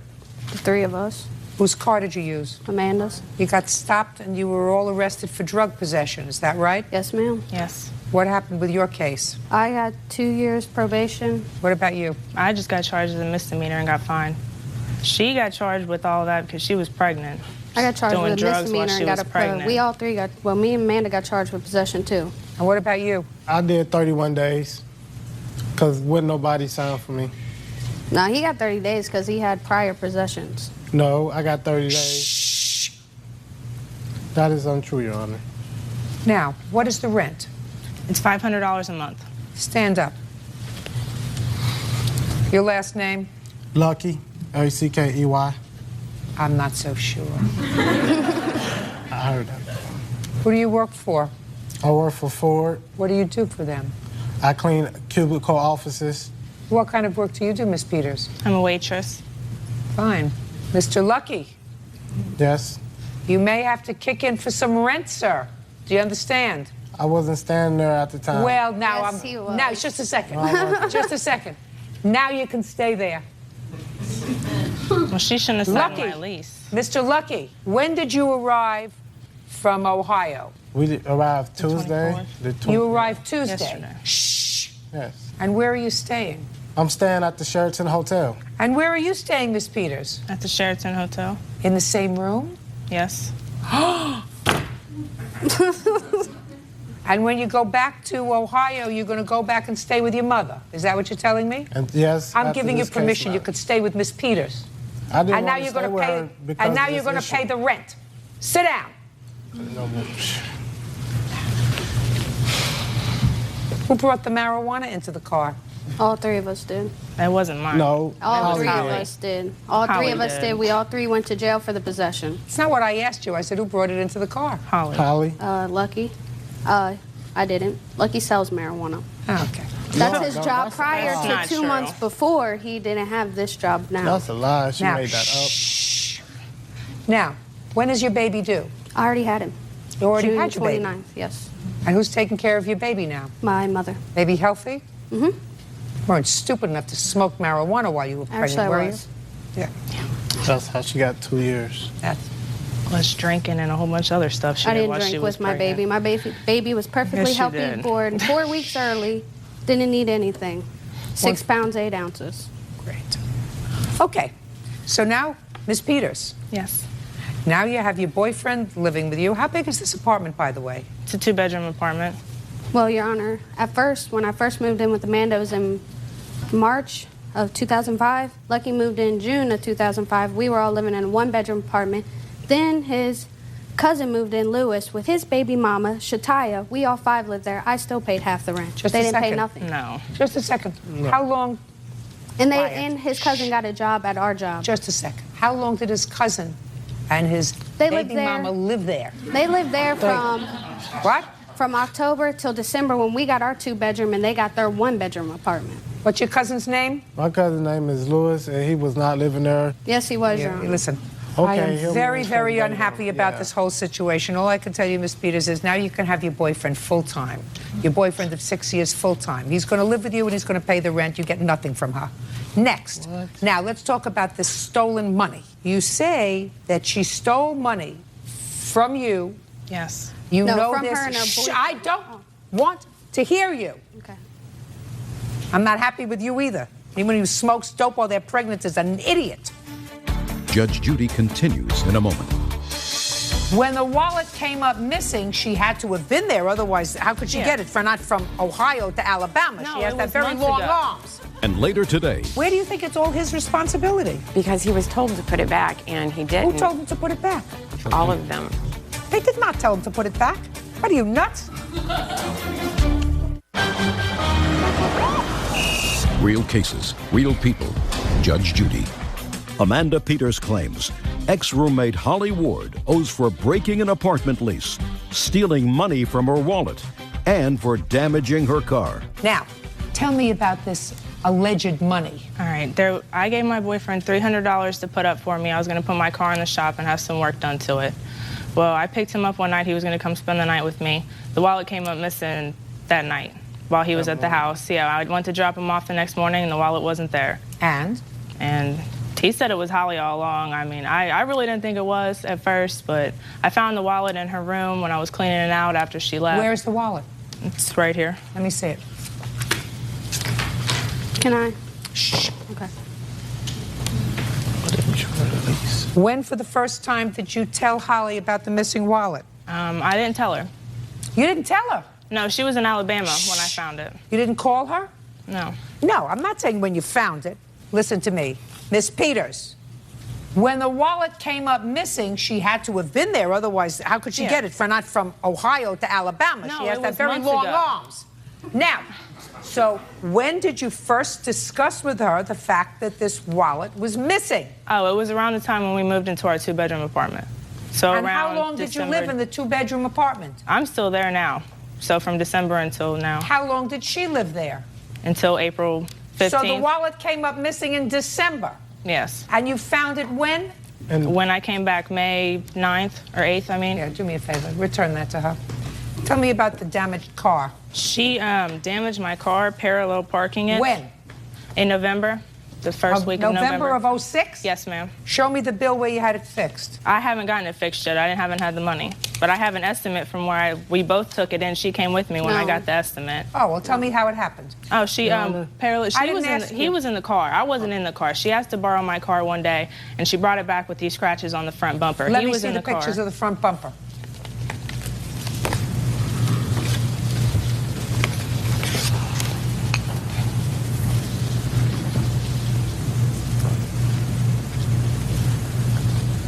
How did you scratch the bumper? I didn't scratch the front of her car. Who did? Lucky. He was on his way to school in November, and at a red light, he hit the back of another car. I have a picture of the truck that she hit also with the dent in the bumper Just a where second. she hit She says it was Lucky. That's It a lie, wasn't. Your Honor. She went with me when I got the statement. I did not go with her. I was at work when she got that statement done with Lucky. She had borrowed Amanda's car, and I needed to go home that following morning. He was And living she with us. had- Why would I take him don't home? want you to interrupt. If you interrupt again, it's not going to be good for you. Do you understand? Yes, ma'am. So on the way taking me home to my mother's house, she was trying to parallel park in front of another car, and she hit the back. On the way, back she was end of- trying to parallel park? No, when we got to my mother's house. Why was she going to parallel park if she was just dropping you off? Because she was parking to drop me off. Why was she parking to drop you off? Why didn't you just come? She was the driver. I don't believe it. Goodbye. You all deserve each other. That's it. Case is dismissed. Take him outside, Bert. Parties are excused. You may step out. She knows she owes me money. She's a liar. She wanted money because obviously her boyfriend, who has been living with us, hasn't been paying bills, and he's probably not doing it now. She stole some money from me. I didn't find out about it until I came home. She wrecked my car, never paid for it. All three of us smoked marijuana.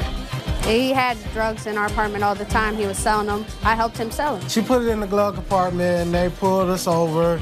And when they found the marijuana in the glove compartment, they charged everybody with it. Don't smoke while you're pregnant. And now the next case. All parties in the matter of Cotton versus Strittmatter, step forward, please. Julie and David Cotton are suing family friend, 18-year-old Dylan Strittmatter, for crashing a golf cart during their wedding reception. Dylan claims he is not guilty. Who was getting married? Julie and I. According to your complaint, Miss Cotton, your family lives on the river. Correct. Is that where the wedding was? Yes. The defendant is the son of an old family friend, and because there was so much land and the venue was spread out, you rented 2 golf carts, sort of help people get from one place to another, especially people who might have been a little older. Those golf carts were just rented for the event. It is your claim that the defendant, without permission, drove one of those golf carts and damaged it. You're being charged by the rental company for the damage to the golf cart, and you want him to pay for it. Correct. Who saw Mr. Strittmatter riding the golf cart? Tristan Hall. How old are you, Mr. Hall? 18. What do you know about Mr. Strittmatter and the golf cart? Well, I was the guy in charge of taking people to and from the parking to the wedding, and we were at the reception. At the golf cart, with the golf cart. Right. And after the wedding, we went to the reception, and we had the 2 golf carts parked over there. And we were all sitting around eating, and I saw them take off in the golf cart, and we just went out. I went out there after them to see what. Saw who taking off? Dylan and Greg. Dylan would be you? Yes. And who's Greg? I'm Greg. Perfect, I love it. No, I didn't ask you to go over there yet. Well, I didn't ask you to go over there yet. Okay. That is a lot. I didn't go over. Judge Judy continues in a moment. Oh, Miss Cotton, you're going to talk to me. You, me. Maybe you're used to getting the last word. I'm trying to tell you, it's your responsibility to ensure no underage drinking at your venue. Real cases, real people. Judge Judy. Julie and David Cotton claim family friend Dylan Strittmatter owes for crashing a golf cart during their wedding reception. Go ahead. Okay, so I went out there, and we were just riding. We were riding around for a little while. Who was riding around? Me, Dylan, and Greg. How did you get on the golf cart? Because I went out there. When I saw him riding around, I walked out there. So you walked outside, and the 3 of you got on the golf cart. Right. Well, they were on it first. I went out there after they were already on it. I went out there. Who drove? They were driving. We all took turns driving. Who drove first? Tristan drove first, but there's also a 4th person in the party. Their son Chase was also in the golf cart, and he also drove it with us. Is that right? Chase was in the golf cart, yes. So who drove first? I guess I drove first. Who drove second? Chase drove second. Who drove third? I drove third. All right, what happened next? Okay, so we're driving around, and we were just driving around with the golf cart, and after a little while, I said, okay, we should probably bring this back. So we were on our way back down this road, and that's whenever he thought he could make it through these 2 rocks, if that's what you want to call them. They were more like boulders, and then he just ran into one of them. Now, did you know you weren't supposed to be driving around in that golf cart at that time? In the back of my mind, I did. And did you know you weren't supposed to be Hey, did you look at me? Did you know you weren't supposed to be driving around in the golf cart at that time? Yes, I knew that. Did you know you weren't supposed to be driving around at that time? And I assume your son knew that he wasn't supposed to be driving around that time. That's correct. So what are you suing him for? Because he had been drinking at the wedding at my mom's, and I had told him to put it down, and I saw them take off, but mind you, I'm in the middle of my reception, and I heard them, and so did my friends, hear them screaming, come on, let's go get on the golf cart. It was just those 2, and they were drunk at our wedding. They did take it. The owner of the... Your son was there. How old is he? 13. What'd you do to him? Actually, both of my sons had told them, and so had Tristan, to stop. and he They was were driving driving around in the golf cart. Well, a little more than driving. He was driving erratically. Just a second. Where do you think it's all his responsibility? Because he was told to put it back, and he didn't. Who told him to put it back? All of them. They did not. They were driving around with it. They did not tell him to put it back. What are you, nuts? Listen, Miss Cotton. Yes. If you're telling me that you saw them get in the golf cart and drive around with it, and you didn't leave your reception to go and stop them from driving around with it. My oldest son actually did. He's not here. You, not your son. Your 13-year-old was in the golf cart. Right, but my oldest son also took the keys from them. Did you see that? No, but they all told me, and the owner of the golf cart. I can't tell you anything, Miss Cotton. You have a responsibility. A golf cart is an attractive nuisance. That's what it is for young people. That's why your 13-year-old got in the golf cart. Well, I mean, he admitted to wrecking it and told us he was sorry. They were all involved in it. If anything, he's responsible for a quarter of it, not for the whole thing. Your son is responsible, therefore you're responsible for a quarter. My son is 13. He's responsible for a quarter. He's responsible for a quarter. He's not responsible for the whole damage to the golf cart. They shouldn't have been in the golf cart to begin with. And if you saw them and you're the grown-up, you should have seen to it that they weren't in the golf cart. Can I say something? Listen, if you knew he was drinking, what's the drinking age where you are anyway? 21. If he got hurt and he had been drinking at your wedding, he would have owned that house on the river. I can't control him. He's not my child. Oh, yes, you can. You can put him out of your house. He wasn't at our house. It was an open field. We weren't there. He went off in a different area. Miss Cotton, it's your responsibility when you have an event to ensure that there is no underage drinking. And based upon what you tell me, you saw him drinking and drunk at your wedding. You then saw him get into a golf cart and drive away. And it was your reception, and you couldn't do anything about it because you didn't want to leave the reception. That's what you told me. I didn't see him get in. I heard them say they were going to do it and take off, and people were Ms. Cotton, I'm getting less and less sympathy for you. I mean, that doesn't give him any right to do that. And he's going to pay for 1/4 of the damage. But I have less and less sympathy for you. You planned a wedding, and you had a bunch of kids, including these two people, not only the defendant, who were drinking at your wedding. And that's your responsibility. You are responsible for the venue. That's what the law says. And if they had gotten into a car instead of a golf cart, and instead of going between a boulder and scratching your golf cart, which is what he did, he got into his car and he killed somebody, you know who they'd come after? You. That's what the law says. I didn't serve him the alcohol, and he stole it. You did serve him alcohol. I did. Duh. Judge Judy continues in a moment. Want justice? Go to JudgeJudy.com or call 1-888-800-JUDY. Now. Oh, actually, we didn't serve him the alcohol. You did serve him alcohol. Well, it's in a bar area. Anybody can walk to the bar and get it. He didn't get it from the bar. He did go and take it. Did you get it from the bar? Actually, there was a fountain outside the wedding reception that had wine, and there was a cup there and cups, and you could just go in and pour yourself some. And did you not look at me and I told you to put it down? Just a second. Is yes, that what you you're did, telling me? Dylan. Then what you do is when you have children and you have open alcohol, you ensure that the children who are there don't drink the alcohol. Well, Miss Cotton, you're going to talk to me. You, me. Maybe you're used to getting the last word. I'm trying to tell you that based upon 16 years of education and 30 years in the judicial system, it's your responsibility to ensure no underage drinking at your venue. Do you understand? Yeah. How much is it going to cost to fix this golf cart? $1,119.35. Your responsibility is $279, young man. Do you understand? Yes. Judgment for the plaintiff in the amount of $279, only because you have to accept a certain amount of responsibility. Think that's reasonable? Sure. Good. That's all. Parties are excused. You may step out. Judge Judy continues in a moment. Jill Anderson is suing her ex-boyfriend's girlfriend, homemaker Bobby Joe Morris, for damage to her car and an assault. Bobby Joe is countersuing for harassment. Now, this is case number 245 on the calendar in the matter of Anderson versus Morris. Parties have been sworn in, Judge. You may be seated, sir. Have a seat. This is your current boyfriend? No. Who is this? Ex-husband. Ex-husband? Mm-hmm. Where's the boyfriend? He's not here. Why not? He couldn't make it. Any particular reason?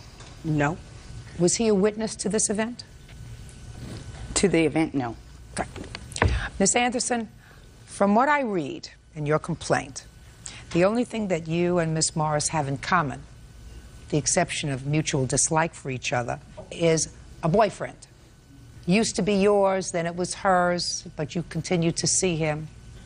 I'm going to figure this out as we go along. In any event, your claim is that you were sitting with this boyfriend, or semi-boyfriend of yours, and the defendant came up in her car or truck or whatever kind of vehicle she was driving and proceeded to not only assault the vehicle that you were in, but you. Is that right? Yes. And Miss Morris says that is absolutely not true. Never did it. When did this alleged assault take place? On June 5th. Of this year? 2003, yes. About 10:30 at night. Where were you? I was at my friend's house in the car in his driveway. Which friend? The boy? Yes. Does the boy have a first name? Yes, Richard. Had you dated Richard? Yes. For how long? 8, 9 years. Sorry. But even though you had dated him 8 or 9 years, Richard was not monogamous. Right. Is that right? Mm-hmm. Because he also had Miss Morris. Was he living with you at any point in the last 2 years, Miss Morris? In the last 2 years, no. In 2000, he lived with me. And did you continue to see him through 2003? Yes, until June 5th. In a boyfriend-girlfriend Absolutely. relationship? Mm-hmm. Okay. And your ex-husband was your ex-husband as of when? As of 1997, I believe. He doesn't live with you? Yes, he does live with me. He lived with Richard and I together in the same household, yes. Okay. Mm-hmm. Tim and I share 2 children, and even though we can't fix our differences, he has an obligation to my children as well as I do, and we share that obligation. So he lives with you since 1997, and you were living with Richard in 2000. Richard lived with me, yes. And your children. And the children understand this whole relationship. How old are your children? Currently, they are 13 and 11.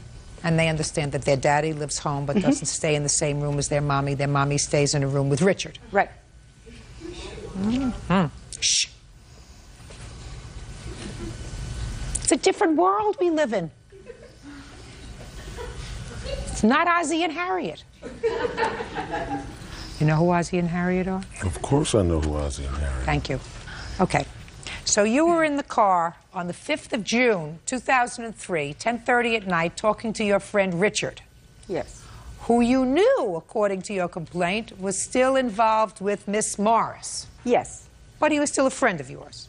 Yes. Now, when you say friend, did you have an intimate relationship with him, or was it just a friendly relationship? Intimate relationship. So it didn't bother you that he still had a relationship with Miss Morris? No. I would like to see this, Richard. That would probably be why he's not before you today. Right. I mean, I'd just like to get a look at him. I have pictures of him if you'd like. Oh, I'd love to see a picture. Actually, do you have one with you? Actually, they're outside. They're outside the courtroom. I don't have You'll them get with it to Bird later. Most so certainly. just so that I could take a look at it so I can see it. I'm dying to take a look at it. Sure. Okay. Now, I want you to tell me what happened when you were sitting and talking to Richard on the 5th of June at 10:30 at night. Okay. First of all, Bobby Joe's been very jealous of me all along. That's Bobby Joe? Yes. Okay. Okay. She's been jealous of you. Listen, I don't want to get into anyway, I was in my vehicle. I was. We had just pulled into the driveway, so I was Who still was driving? Me. And you were pulling into whose driveway? Richard's. Okay. Had you gone out for the evening? Yes, we were just gotten back, and I was dropping From where? them off. From Jackson Indio Casino. Okay. Okay. Can I? Okay. All right. You'll have a turn.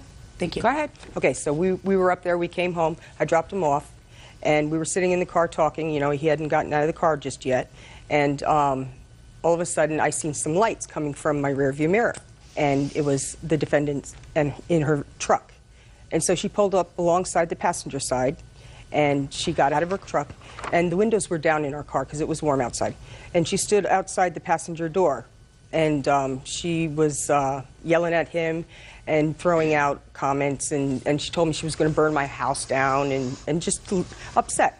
And no sooner was she saying these things did she lunge into the car, and she grabbed my hair. How could she do that? She was on the passenger side.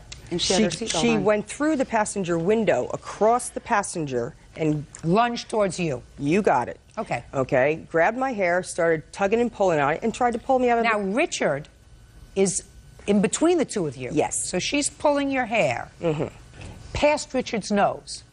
Yes. And Got he's it. trying to get her hands off of me. Okay. And she's trying to pull me out the passenger window. And I'm seatbelted over in. Richard. Yes. Go ahead. Okay. And so he's trying to get her hands free from me, and he finally does. Okay. And so she got really threw a temper tantrum, you know, and she started kicking my car on the side, on the passenger door, and making dents in it.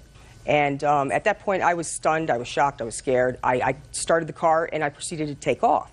So then I approached a stop sign, I had stopped, and I was just taking off, you know, and I was going about 15 miles an hour, and she hit me in the back of my bumper with her truck. And I went a couple more feet, I hung a U-turn, I stopped, and I said, you know, I'm going to call the cops. And she started burning her tires in her truck, and she sped away the opposite way.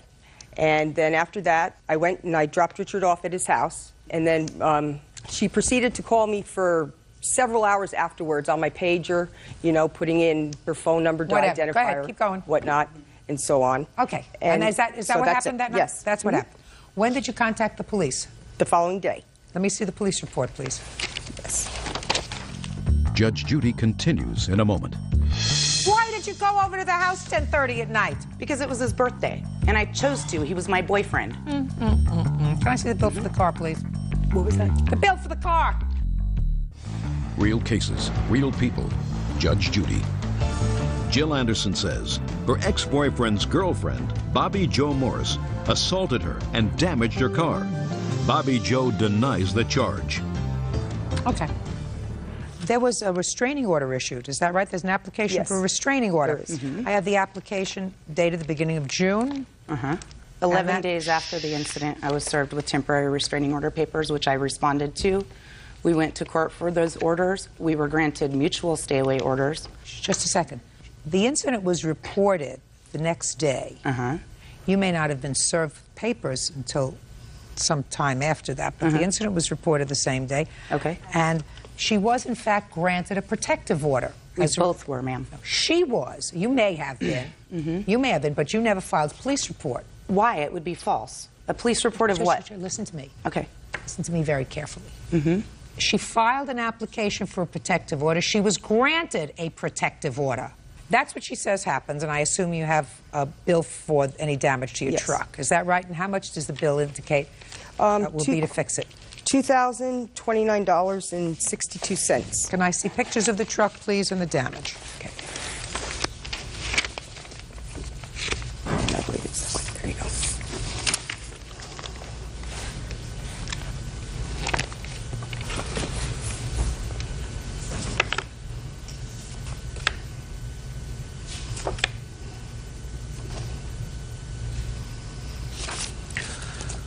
Show these to the defendant, please, Bert. Thank you.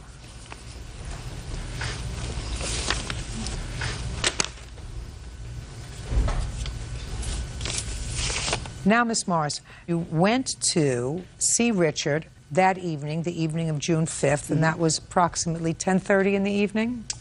Close to, yes. And why did you go to see him at 10:30 in the evening on the 5th of June? Because, number one, it was his birthday. I was the manager of my daughter's softball team. We had a softball game that evening. We didn't arrive back home until close to 9 o'clock. Richard had been sick for since Tuesday. He hadn't been feeling well. He was ill. So in the evening, after I got home and got all the kids delivered everywhere and everything, I went over to see him. I had talked to him approximately 3 hours prior to. He did not go to a Jackson Rancheria or anything else. When you spoke to him 3 hours earlier... He called me about 7:30, I'm going to say. Yes? On my cell phone that evening while I was at the softball game. Tell me about your version of the conversation. My version of the conversation, he asked me how the game was going. I told him, you know, it should be over close to 8 o'clock. We would get back home, and then I'd come over to see him. And what did he say? Okay, he'd see me later. Doubt that. I doubt that. Does Richard work? No. Does Richard work? No. You mean he just chose not to come today? Yes. Okay, so you got over there at 10:30 and you found Richard, with whom you had, according to you, a date, sitting in a car talking to Miss Anderson, who you knew and who you knew he had been involved with. Is that right? Yes, of course, that's right. And tell me what you did.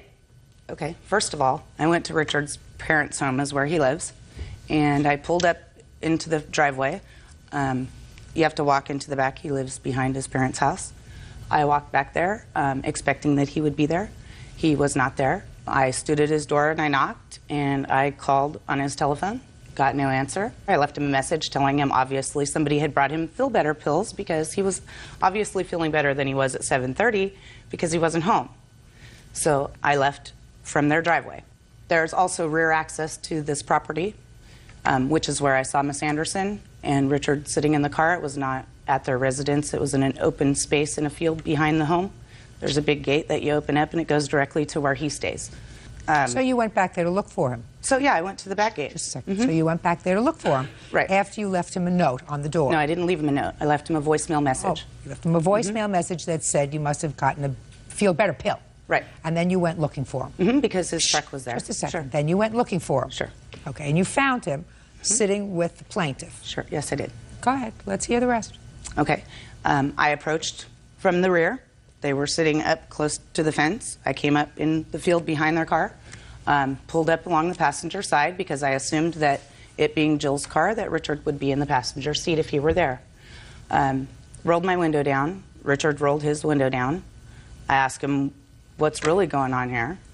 And he said they were waiting for a friend of his to bring them something or whatever. And at that time, I stated to him that he needed to send her on her way. He did that. They discussed whatever in the car. He got out of the car, and she left. Now, he and I had words at that point, and I wasn't happy with him. This has been an ongoing harassment situation that I've had to deal with from Miss Anderson for the past almost 7 years. So at that point, I told Richard, I'm done, because I had previously, about 8 months ago, had discussion with both of them and told him I was done doing this. I was done. Why did you go over to the house 10:30 at night? Because it was his birthday, and I chose to. He was my boyfriend. That's why. I went there to give him his birthday gifts. That's what I went there for. Can I see the bill for the car, please? What was that? The bill for the car! Yes. Miss Morris, I doubt the veracity of your version of events, that you went there to give him his birthday presents. It's the honest to God truth. You don't have to believe me. Yes, I know. And that he had, in fact, made an appointment to see you that evening, and that you got there and found him with her, and that you said to him, you best come outside so that we can have a talk. This after you told me that you have been harassed by her for the last 7 years, that you had conversations with her before to stay out of your life, and all of that. Because good she came stuff. to my... I'm speaking. Okay. And all of that good stuff. I doubt the veracity of how you say that evening went down. And I find that you did, in fact, cause the damage to her car, that you did, in fact, pull her hair, which didn't cause her any serious injury, it didn't cause her any injury at all. I do hope that neither one of you have anything to do with Richard anymore. He sounds like quite a loser. In any event, you are responsible for fixing her car. The total cost for her car looks like to me $2,029. What year car is this? It's an 86. An 86 what? Honda Accord. How long have you had it? 3 years. How much did you pay for it? $4,000. Okay. I think you're going to have the car fixed for $1,000. This car that is now almost 20 years old. You should be able to have it fixed for $1,000. Okay, can I? Just a second. Okay. Now we're going to get to your harassment. She was granted a protective order by virtue of the fact that she filed an application for a protective order which brought this matter to head in court. Subsequent to her filing an application for a protective order, you chose to go to mediation when you said, well, she's been bothering me too.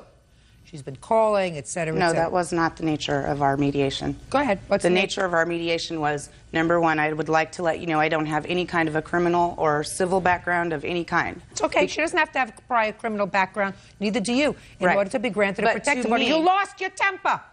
I You didn't lost lose my temper. It Yes, didn't you did. happen. You did It lose your didn't temper. happen. Yeah. Well, it's fine. Listen, common sense has to rule. Common sense to me suggests that when somebody with as poor judgment as you have to subject your children to living with their father and your boyfriend in the same house, has a relationship with a guy, and at the same time as he's having a relationship with you, living in your home, sharing your bed, having a long-term relationship with somebody else, and you permit that circumstance to continue, that when you finally have had it up to here, and at 10:30 at night, after a long day with your children, get in your car to go over to give him his birthday presents and find him in a field, alone, in a car with the woman who has been harassing you for the last 7 years, that you do absolutely nothing to her or her car.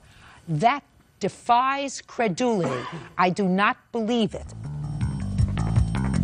For 30 seconds or less, you can tell me why I should consider your harassment counterclaim inasmuch as she was granted an order of protection. Go.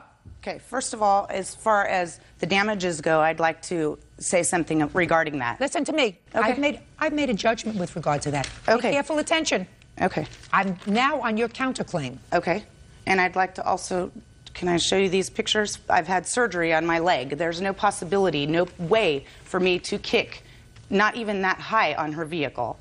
So Did you hear what I said? Harassment. Tell me about it. You've used up 10 of your 30 seconds. Okay, the harassment has been since 1997. Miss Anderson came intoxicated to my home, called me and told me she was on her way there. When? Give me a year. 1997. Not interested. Get to 2003. 2003, she continually calls my home. I've had for 5 years on my phone a block from her calling. I've paid for about almost 6 years on my telephone bill for her to not harass my home. Okay. Okay. When was the last time you filed a complaint against her? I've never filed a complaint. How come? Probably for the same reason she's never filed one against me. If someone harassed me for 6 years, causing me to put a block on my phone, and continued to harass me, I would have at least made one report to the police. Wouldn't you have? Probably so. Probably so.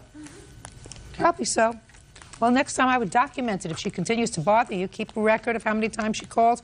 Next time she calls your house and harasses you, I would suggest that you call and report it to the police, and I'll be more than delighted to hear your counterclaim. For now, it's dismissed. Judgment for the plaintiff in the amount of $1,000. That's all. Goodbye. Parties are excused. You may step out.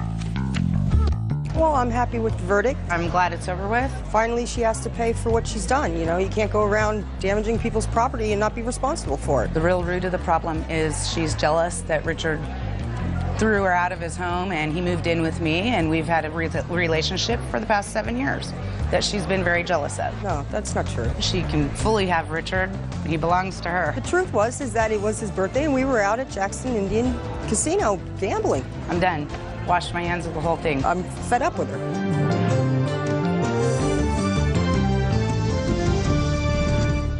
Is suing her ex-boyfriend's father, John Frowner, for the money she put into a car.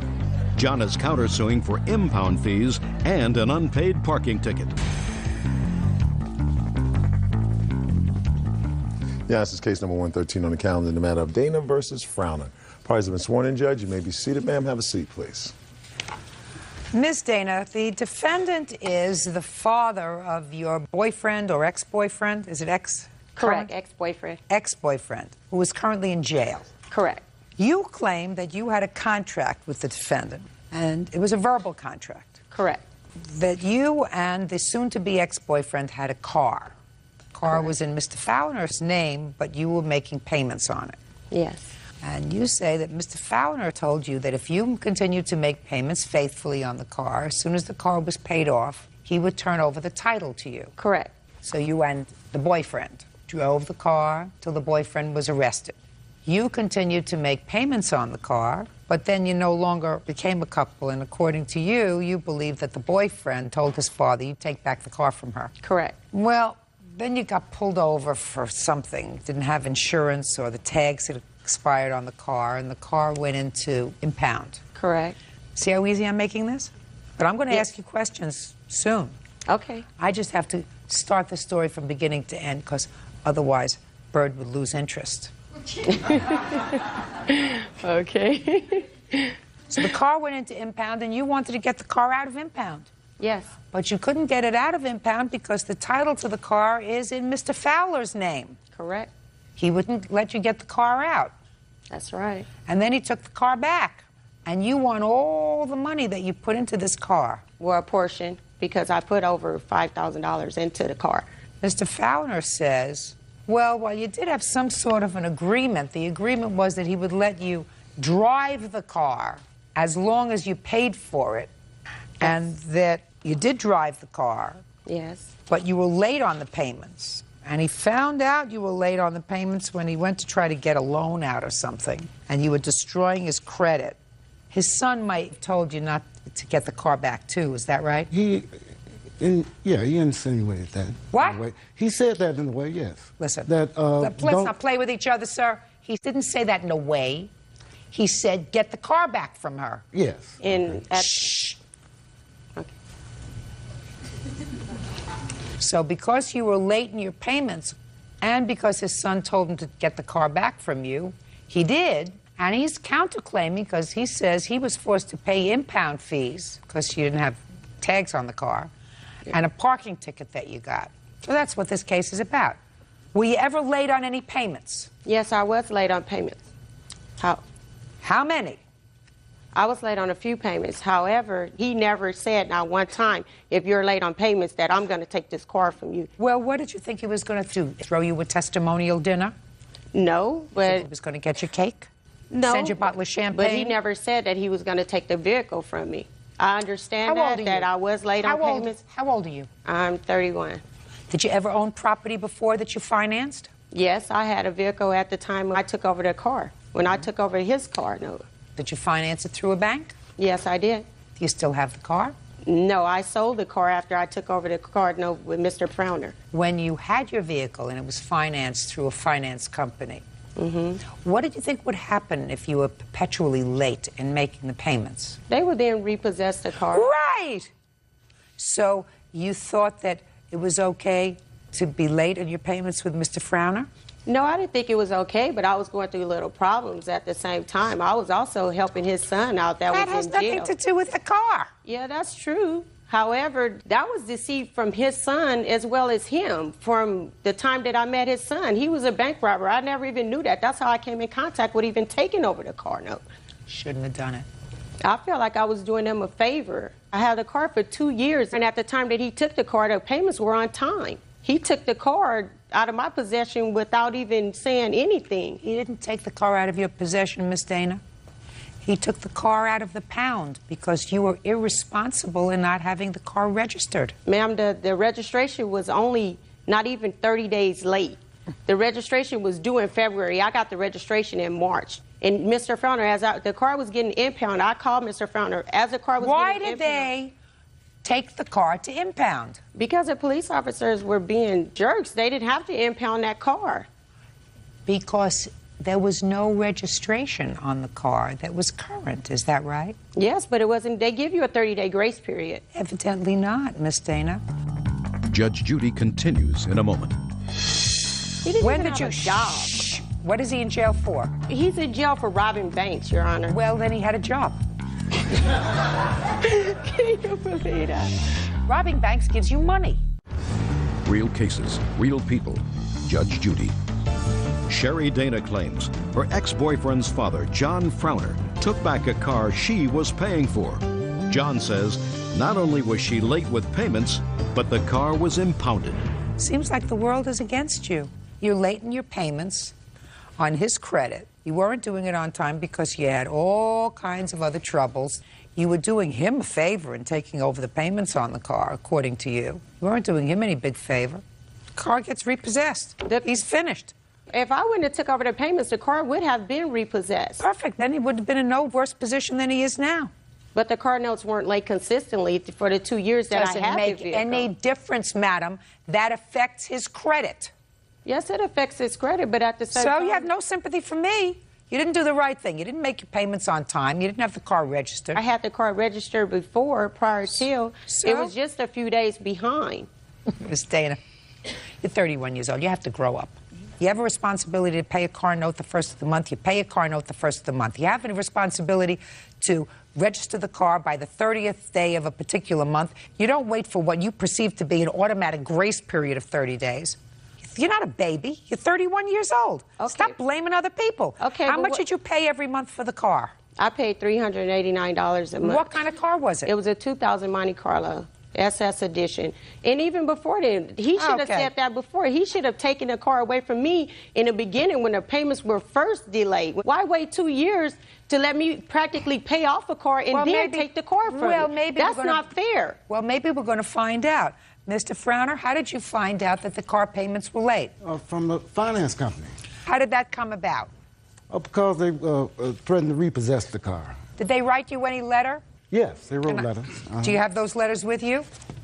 No, I don't have those letters. I have a history, a detailed history of the payments. Let me see. What did you do with the car, sir? I still have the car in my possession. You still have the car in your possession. Are you making payments on the car? Yes. Okay. And in what year did Miss Dana start making payments on the car? When it was new in 2000? No. When? July of 2001. Was your son driving the car before that? Yes, that's right. And they were together? Yes. Mm-hmm. So you don't know who was making the payments, she or your son? No, he was making the payments. Okay. He didn't When even did have you a job. What is he in jail for? He's in jail for robbing banks, Your Honor. Well, then he had a job. Can you believe that? Just like I said, quiet! Robbing banks gives you money. I'm not approving of it, but he had a car. The loan was being paid off because he was robbing banks. He was out there and he was employed. The fact that the government doesn't approve of his vocation doesn't mean that he didn't have money to pay off the car loan. Now, when did he go into prison? March of 2000. No. When did he go into prison?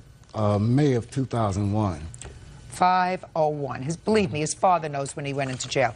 And was it starting in May of 2001 that she started to make the payments, Mr. Frowner? Your Honor, we put the car up for sale. In what year? In May of 2001, after he was incarcerated. He was supposed to get the money to obtain an attorney. And what happened then, sir? The car was on the lot to be sold, and someone broke into the car. He had a lot of equipment on there. Miss Dana, we got together and we went and got the car.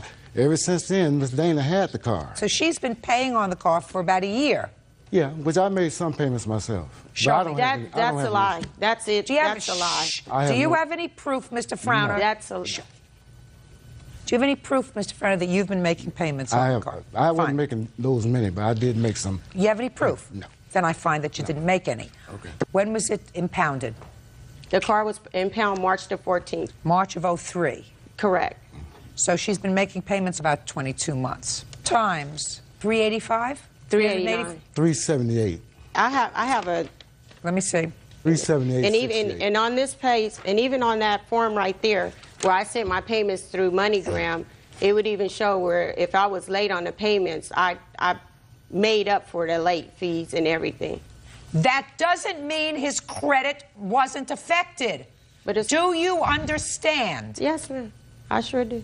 Good. So if you think you're going to get all your money back, you're wrong. But Mr. Frowner can't take advantage of the entire situation. Do you understand that, Mr. Frowner? Yes, ma'am. Now, yes, Your Honor. What kind of card had you traded in?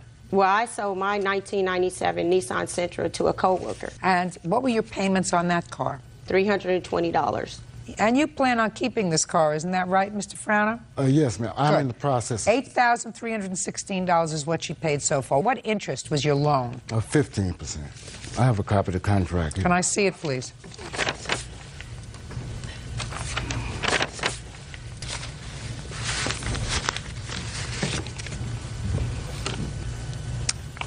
You put down $9,000? Yeah. Remember what his son was doing. Taxpayer. You didn't? No. Okay. I've deducted the interest. Got about $58.82 if you take away the interest for 2 years. Now, how much do you think minimally you'd have to pay to drive around a car a month? If I leased a car for 1 month, about $300. Right. Well, I'm going to give you credit for $200.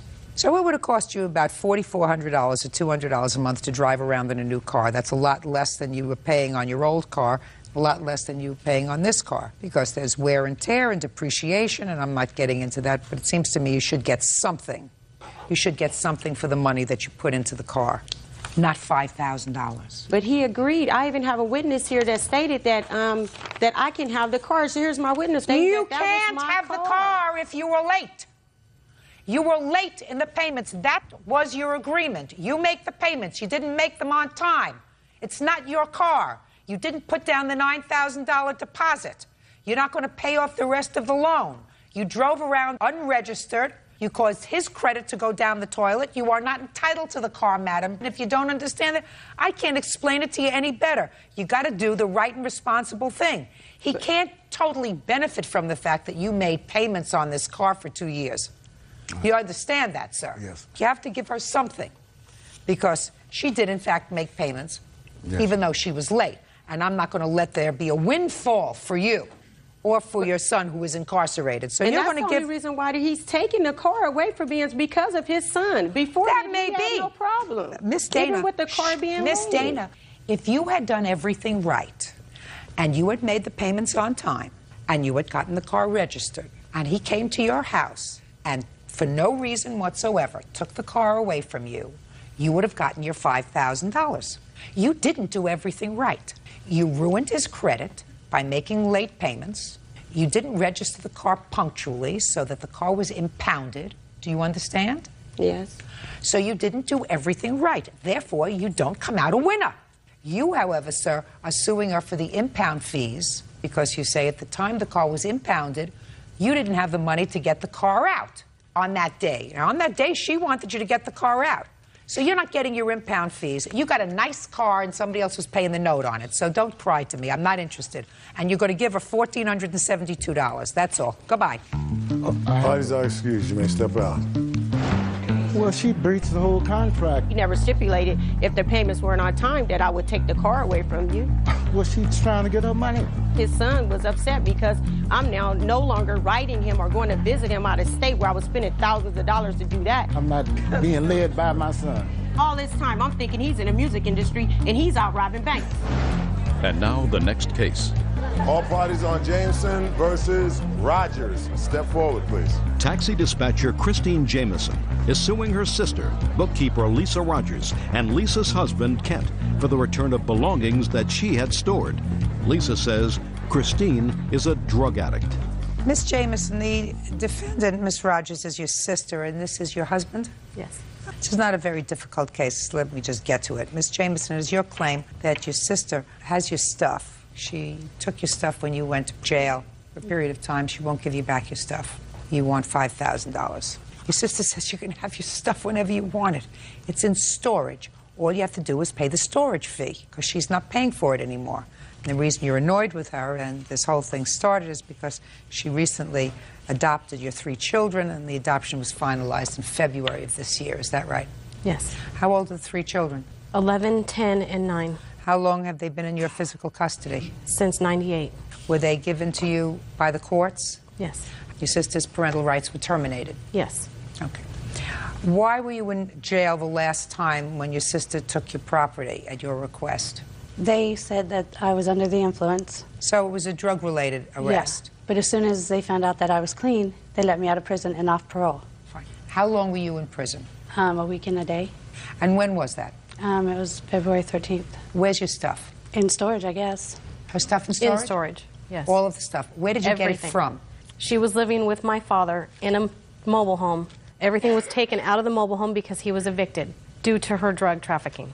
All I'm asking you is, her stuff was taken out, furniture, clothes, everything else? Everything was put in storage. Did you tell her that you put it in a storage unit? No. When did she find out that you put it in a storage unit? The day she got out. Which was? The 21st of February. I picked her up. Why didn't you take it out the 21st of February? Because it's in her name. Did she go up there with you once? Yes, April 7th. What happened on April 7th? I opened the storage and told her to take what she wanted. She took a small box of makeup. That was it. She didn't have room to put anything else. Fine. Very, very simple. The court will issue an order that as soon as you pay the storage fees, Ms. Jameson, you can go and get anything you want out of that. You can empty it out, and you are going to do that within 5 days. Is that fine? Then you can get all your stuff. Why? I can do it today. Fine. They have to be there, Perfect. though. Will you put your hand down? Will you sign a notarized letter that she is entitled, as soon as she pays, all the storage fees to go in and take whatever she wants out of storage? Fine. What about my jewelry she has? Do you have any of her jewelry? Yes, I do. What jewelry do you have? I have a bag of jewelry, I paid $100 for this so she would not pawn it. Listen to me. Listen to me. Give it to her. You don't want to bother. I don't want any part of it. Bird, take the jewelry. Give it back to her. What about my $100 I gave her for that? You have 3 nice children? Oh, yeah, of course I did. Terrific. Thank you. You got the jewelry back. You go get your stuff as soon as you can pay for it. I'm telling you that she doesn't have to maintain the storage anymore after next month. Listen to me very carefully, which means the storage company has the ability to snip the lock and take your stuff and throw it in the garbage. So you have 48 hours, because you said you can do it today. So you have 2 days to go there. Pay for the storage. I don't know how much it is. What about my dad? Doesn't he have to pay half? Half of it says she put it in there. I didn't ask her to. You want your stuff back? Yeah, you pay I want the it all back. storage. Do you understand? That's fine. Good. How much is storage? $395. You have the money? Yes, I have the money. Good. Do I get everything that's in the storage? You get everything that's yours in the storage. I have pictures of her items. Then she would have to have my dad pay for his other half. Why should I pay the full storage? She's not having her dad pay for anything. You have to pay $395 if you want to get your stuff out of storage today. Do you understand? Yes. Yeah. Period. Goodbye. Parties are excused. You may step out. This proved all she wants is money. I mean, all I wanted was my stuff. I didn't want the money. I just wanted my stuff. She got thrown in jail and got her father kicked out.